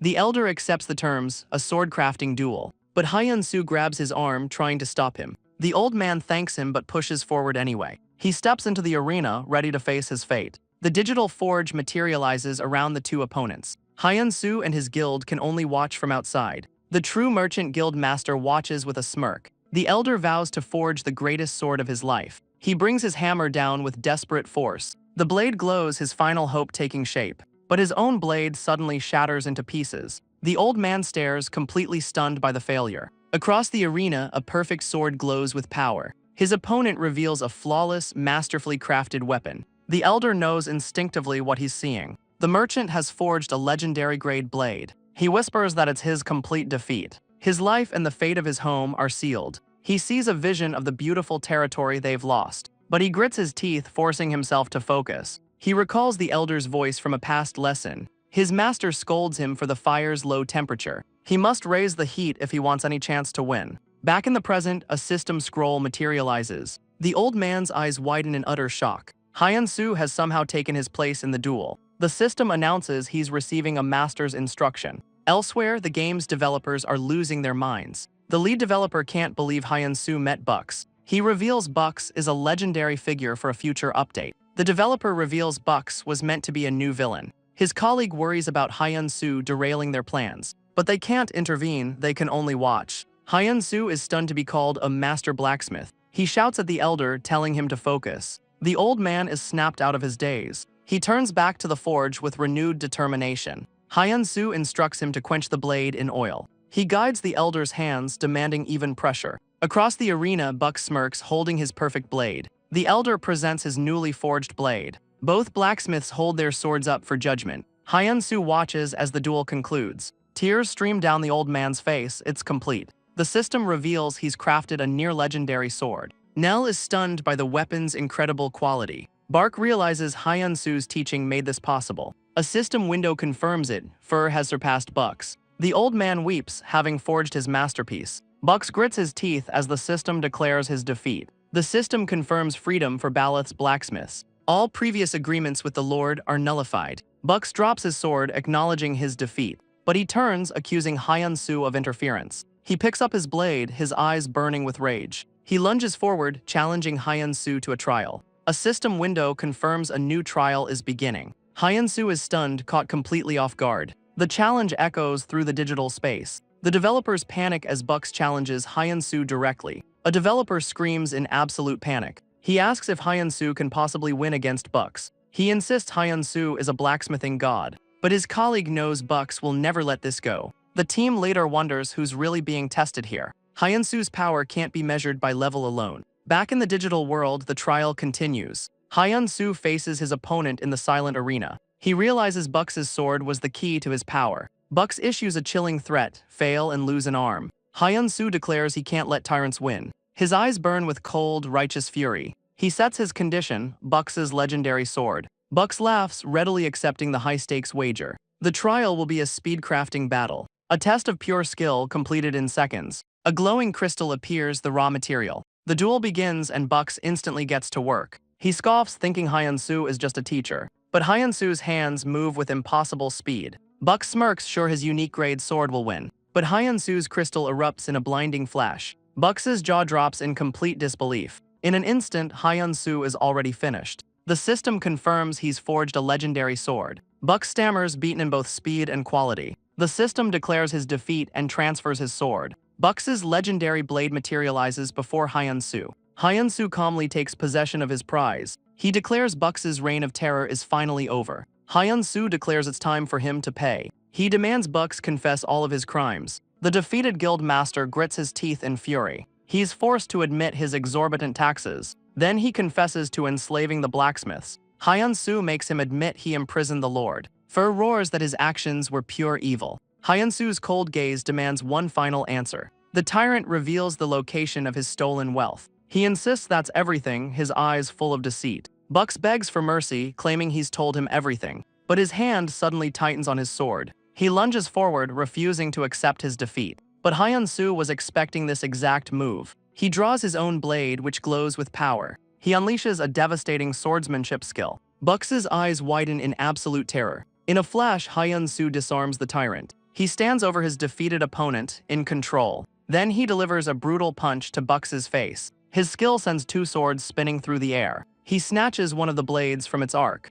A single brutal slash ends the confrontation. Buck screams as his arm is severed from his body. Hyun-soo says this is nothing compared to his crimes. He turns to the elder, assuring him it's over. He leaves the tyrant's final punishment to Fur. The old man is shocked by the heavy responsibility. Fur looks at the defeated man, making a request. He wants to pass the authority to someone else. Fur asks to pass the final judgment to the Lord, but a sudden shout interrupts the moment. Nell and Bark work to silence the struggling Bucks. Fur reveals the Lord is imprisoned in the castle. Hyun-soo tells the elder to bring the Lord here. The old man is completely overwhelmed with emotion. He thanks Hyun-soo, his voice full of gratitude. The scene shifts to a dark and lonely prison cell. A defeated figure sits huddled in the corner. The imprisoned Lord believes no one can reach her. Her hand grips the cold iron of her cell. Suddenly, a familiar voice calls out to her. She begs Fur to flee, but he's already unlocking the door. He tells his lord that she is finally free. Outside the cell, she demands an explanation. Fur reveals an outsider has saved their territory.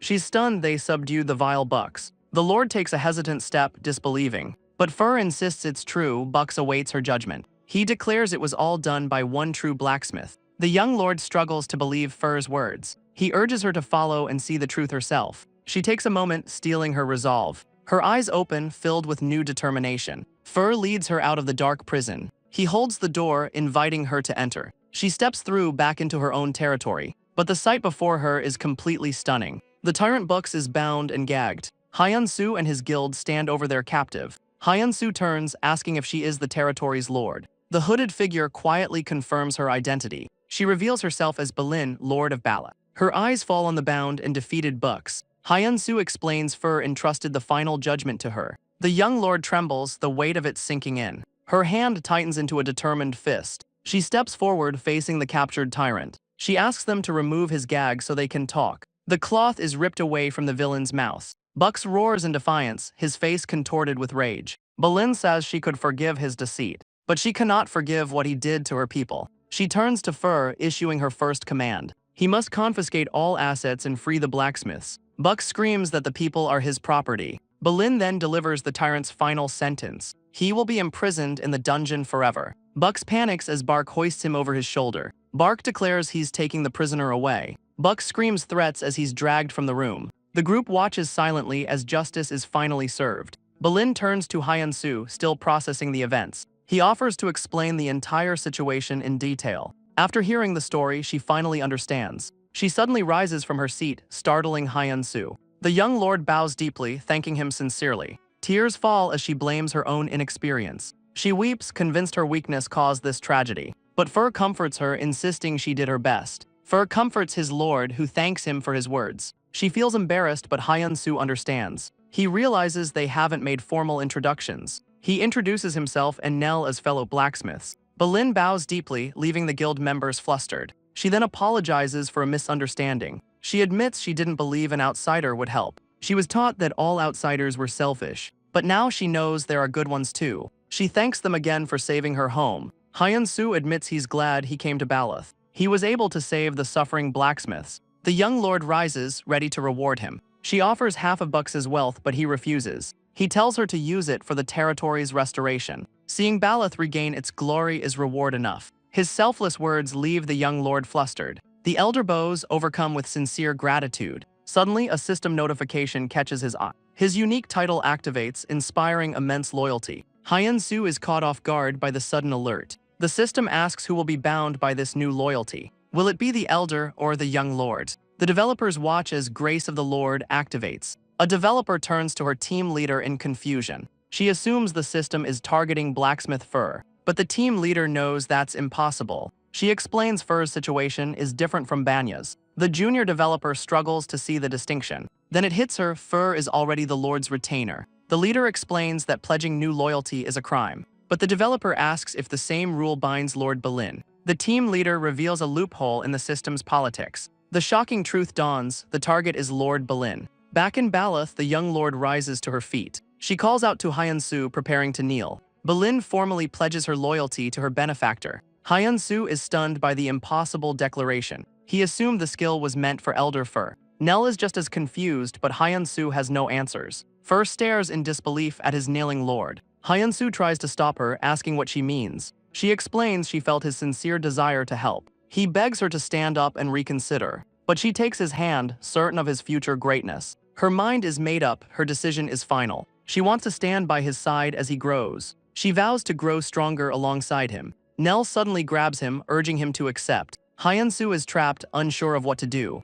Cornered, Hyun-soo stammers out his acceptance. He formally agrees to work alongside Lord Balin. Balin thanks him, but she has one more question. She asks what he plans to do now. He intends to teach the blacksmiths of Baloth. It's also part of his S-grade quest from the king. His selfless plan leaves Balin speechless with gratitude. The system confirms he's gained a new retainer, Balin. He realizes that by helping her, he'll complete his quest. Then it hits him, a lord's territory pays taxes to its master. A greedy glint appears in Hyun-soo's eyes. Balin and Nell stare, completely stunned by his words. The scene shifts to a school for Baloth's blacksmiths. The summoned craftsmen murmur, confused by the order. Hyun-soo stands before them in a makeshift classroom. He adjusts his apron, ready to begin the lesson. He introduces himself as their new instructor. The blacksmiths scoff at being taught by a kid. Ignoring their doubts, he starts up the forge. He grabs a few ingots to begin his demonstration. He declares he'll show them a real demonstration. The craftsmen dismiss him as a waste of time. Still, they decide to humor him for a while. Hours pass in a blur of focused work. He hammers relentlessly, never once stopping to rest. Suddenly, a blacksmith points in disbelief. The system confirms he's forged an epic-grade sword. The entire room is stunned into absolute silence. One of the doubters rises from his seat. He asks permission to touch the masterpiece. The blacksmith asks how he did it. Hyun-soo agrees to teach him. He explains it's not just shaping the blade. It's about consistent hammering after heating the steel. Another doubter apologizes, begging to learn as well. Hyun-soo gives a knowing, confident smile. He promises to teach them absolutely everything. 2 weeks pass in the heat of the forge. Hyun-soo stands over his exhausted students. The blacksmiths erupt in cheers of pure relief. One clarifies the training was brutal but incredibly useful. The blacksmiths kneel before Hyun-soo in total respect. They apologize for ever doubting his incredible skill. One man thanks him for everything he's learned. A system window confirms their undying loyalty. Hyun-soo thanks them for all their hard work. He says it's time to bring back those who fled. They must sell new weapons to prove their worth. The elder agrees, sealing the promise with a handshake. Soon, the streets of Baloth are bustling with life. A visitor is stunned by the quality of their new wares. A streamer named Heln is stunned by the local wares. He picks up a finely crafted sword for inspection. He's shocked to see it's a rare-grade weapon. He asks the blacksmith for the price. The cost is shockingly low for its quality. The blacksmith explains it's now average for Baloth. He credits a mysterious person for their success, but he refuses to reveal their benefactor's name. Heln is left wondering who this person could be. He decides to check other shops to confirm the claim. The streamer wanders through the revitalized streets. He finds an epic-grade sword in a regular forge. He realizes this is a massive scoop for his channel. The streamer Heln begins his live broadcast from Baloth. He tells his viewers he's found something incredible. Meanwhile, Hyun-soo wakes up feeling even more tired. He checks his phone, remembering a meeting. But an unexpected call comes in from Nell. She frantically asks if he's seen the community forums. Confused, Hyun-soo asks what's going on. Nell explains a famous streamer visited Baloth. His video about the revival has gone viral. Now players are flooding into the territory. Even the blacksmiths who fled are coming back. Hyun-soo realizes what this means for him. His S-grade quest is about to be a huge success. Later, he meets a friend for dinner. They're enjoying some pork belly and soju. His friend happily digs into the meal. Hyun-soo asks his friend about the game Ares. His friend teases him, saying work is the same as always. He mentions a new, intense quest update for his class. Hyun-soo asks if he's joined a guild, but he hasn't yet. So Hyun-soo offers him a spot in his own new guild. The friend pauses, seriously considering the invitation. He agrees, thinking a guild sounds like a good idea. But he wants to know about the new quest before committing. Hyun-soo's face falls, disappointed by the hesitation. His friend quickly clarifies he's just postponing his answer. Annoyed, Hyun-soo shoves meat in his mouth to shut him up. His friend shouts, his cheeks puffed with food. But the scene cuts to a sterile hospital room. Hyun-soo stands over his father's hospital bed. The old man is unconscious, hooked up to machines. He tells his father things are finally looking up. He thinks of the friend who always supports him, and the comrades who now trust and follow him. He even has a mentor he can truly rely on. A small, hopeful smile crosses Hyun-soo's face. He holds his father's hand, promising a better future. Hyun-soo pulls his hood up, his visit now over. He promises his father he'll return tomorrow. With a final wave, he slips out of the room. His father remains unconscious, breathing through a machine. The old man lies still, unaware of his son's presence. But then, his fingers twitch with a faint movement. The next day, Hyun-soo enters the king's throne room. He kneels before the throne, announcing his return. The king asks if he has completed his quest. Hyun-soo looks up with a confident smile, confirming it. The king heard of Bux's tyranny in Baloth. He asks how much the territory has developed. Hyun-soo meets his gaze with a confident smile. A system window reveals the incredible results. He proudly announces a development of over 150%. The king is stunned by the impossible number. Hyun-soo calmly confirms the report is correct. The king asks how he achieved such a feat. He explains he taught the local blacksmiths his skills. This brought new visitors and raised the territory's level. The king smiles, thoroughly impressed by the report. He rises from his throne, addressing Hyun-soo directly. As a reward, he grants him 1.5 million gold. A system window confirms the massive payment. Hyun-soo clenches his fist, barely containing his joy. The king admits he expected far less from him. He praises Hyun-soo for saving the entire territory. But the king isn't finished with his praise. He looks at the young blacksmith before him. He decides to offer an additional reward. Hyun-soo is stunned by the offer of another reward. The king offers him a personal forge in the kingdom. A system window confirms the incredible opportunity. The king suggests he set up his forge in Baloth, but Hyun-soo calmly refuses the generous offer. The king asks if the territory is too small for him. Hyun-soo assures him that isn't the reason. He explains he wants the entire territory to prosper. The king is shocked by his selfless reasoning. Hyun-soo knows his fame would overshadow the locals. The king is impressed by his long-term thinking. He declares Hyun-soo has the qualities of a good lord. The king offers to grant him any territory he wants. But Hyun-soo must first visit Baloth to keep a promise. The king promises to summon him for future tasks. As Hyun-soo leaves, the king reveals it was all a test. A test to see if he could truly become a lord. Days later, Hyun-soo arrives in the Freya territory. He pushes open the door to a local workshop. Inside, Nell greets him, happy he finally arrived. He asks why she suddenly called him here. Nell smiles, ready to reveal her big plan. She proudly declares this is their new guild base. Its location is perfect, close to the capital. He agrees, thinking their real journey is beginning. Hyun-soo then reveals he has his own news. Nell is stunned the king offered him a noble title. She says an NPC has never made such an offer. He wonders if this is truly a first in the game. He recalls Bolin also begged him to become a noble. Hyun-soo is stunned, asking what she means. Nell admits that she feels like a lacking lord. She says watching him made her realize he should lead. She wants him to become a noble and return to her. She offers him a share of her entire territory. A system window reveals a hidden S-grade quest. He clenches his fist, accepting the lord's terms. He realizes this is a stepping stone to true power. He's shocked knowing this is an unusual case. Nell says Bolin must have seen his great potential. He asks Nell what's written on the paper. Nell grins, excited by his curiosity. She reveals it's for his first official commission. The client is a top-ranked dragon knight named Rissel, a famous player who works completely alone. Nell admits the requested item is very difficult, but success would make his name legendary. Hyun-soo asks what the client wants him to forge. She reveals they want an artifact imbued with a dragon. Hyun-soo is stunned by the impossible request. The scene shifts to the renowned Black Anvil Guild. Its master, Roan, declares a request is impossible. A hooded client demands to know why he's being refused.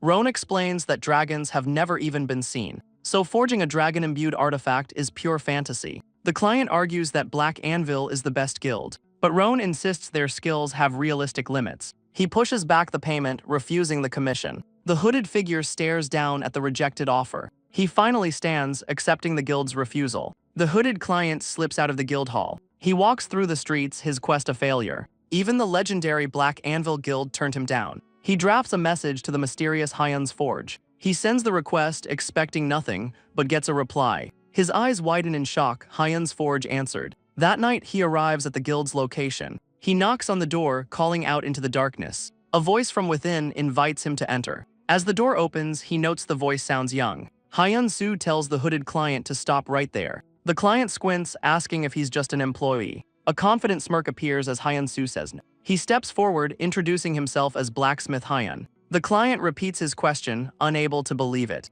Again, Hyun-soo denies being a mere employee. He confirms he is the master of this forge. The hooded man is shocked by his youthful appearance. He came to ask a question before making the request. He asks if a dragon-imbued item is truly possible. Hyun-soo's simple of course stuns the hooded client. He demands a hefty deposit for such a rare item. But the client holds up a hand, suddenly suspicious. He can't believe this kid can do what Black Anvil couldn't. His desperation stems from his critically ill father. He admits he let himself get rashly hopeful. His father's dying wish is to see a dragon. Hyun-soo listens, his expression unreadable. The client begs him to prove it's possible first. After a moment, Hyun-soo agrees to the demonstration. Hyun-soo activates a divine emergency crafting skill. The forge erupts with blinding, sacred light. A massive spectral dragon materializes from nothing. The client stares, utterly speechless at the sight. Hyun-soo asks if he finally sees the possibility. Convinced, the client is ready to talk business. The scene flashes back a few hours earlier. Hyun-soo wonders about the client's strange request. Nell offers to show him the original message. The request is simple, just make a dragon appear. Hyun-soo finds the request's simplicity suspicious. Nell reveals Rissel spammed them with the same request. They even contacted top summoners and info guilds. Their desperate search for a dragon was exhaustive. Hyun-soo agrees their desperation is extreme. He mulls over the impossible condition, but Nell slides another option across the table. She tells him they have another choice. She reminds him of a promise he made on a broadcast. A request from Ian, the #1 ranked archer. He remembers Ian, the archer who bought gauntlets. His request is simple, the world's strongest bow. But Hyun-soo smirks, wanting a greater challenge. Nell smiles, knowing exactly what he would choose. She eagerly accepts the dragon commission for him. Alone, he contemplates the impossible request. An idea forms, he can use that sword as a model. The candle flickers as night falls on the forge. He tells the client the demo dagger is a one-time use. To craft the real artifact, he'll need 1 week. The client asks if 1 week is truly possible. He admits his desperation is driving him. He slides a bag of gold, saying money is no object. Hyun-soo considers the desperate offer, but he pushes the money back, refusing a deposit. The client is stunned by this unusual gesture. Hyun-soo grins, promising to give it his all. A flicker of hope appears in the client's eyes. They shake hands, sealing the impossible deal. The scene shifts to a modern hospital at night. The client Tiha sits by his father's hospital bed. He knows there isn't much time left for the old man. He promises his father he'll soon see a dragon, but his father calls him by a different name, Taeseong. Tiha's face falls as the wrong name is repeated. He gently corrects his father, saying his name is Tiha. The old man, lost in memory, asks Taeseong to see the dragon. Tiha tucks his father in, telling him to rest. He promises to return tomorrow, his heart heavy. Tiha leaves the room, his resolve hardened by grief. Tiha admits it's been a long time since they talked. He stands in a dark, luxurious office. Suddenly, his phone buzzes with an incoming call. The caller is identified only as Big Brother.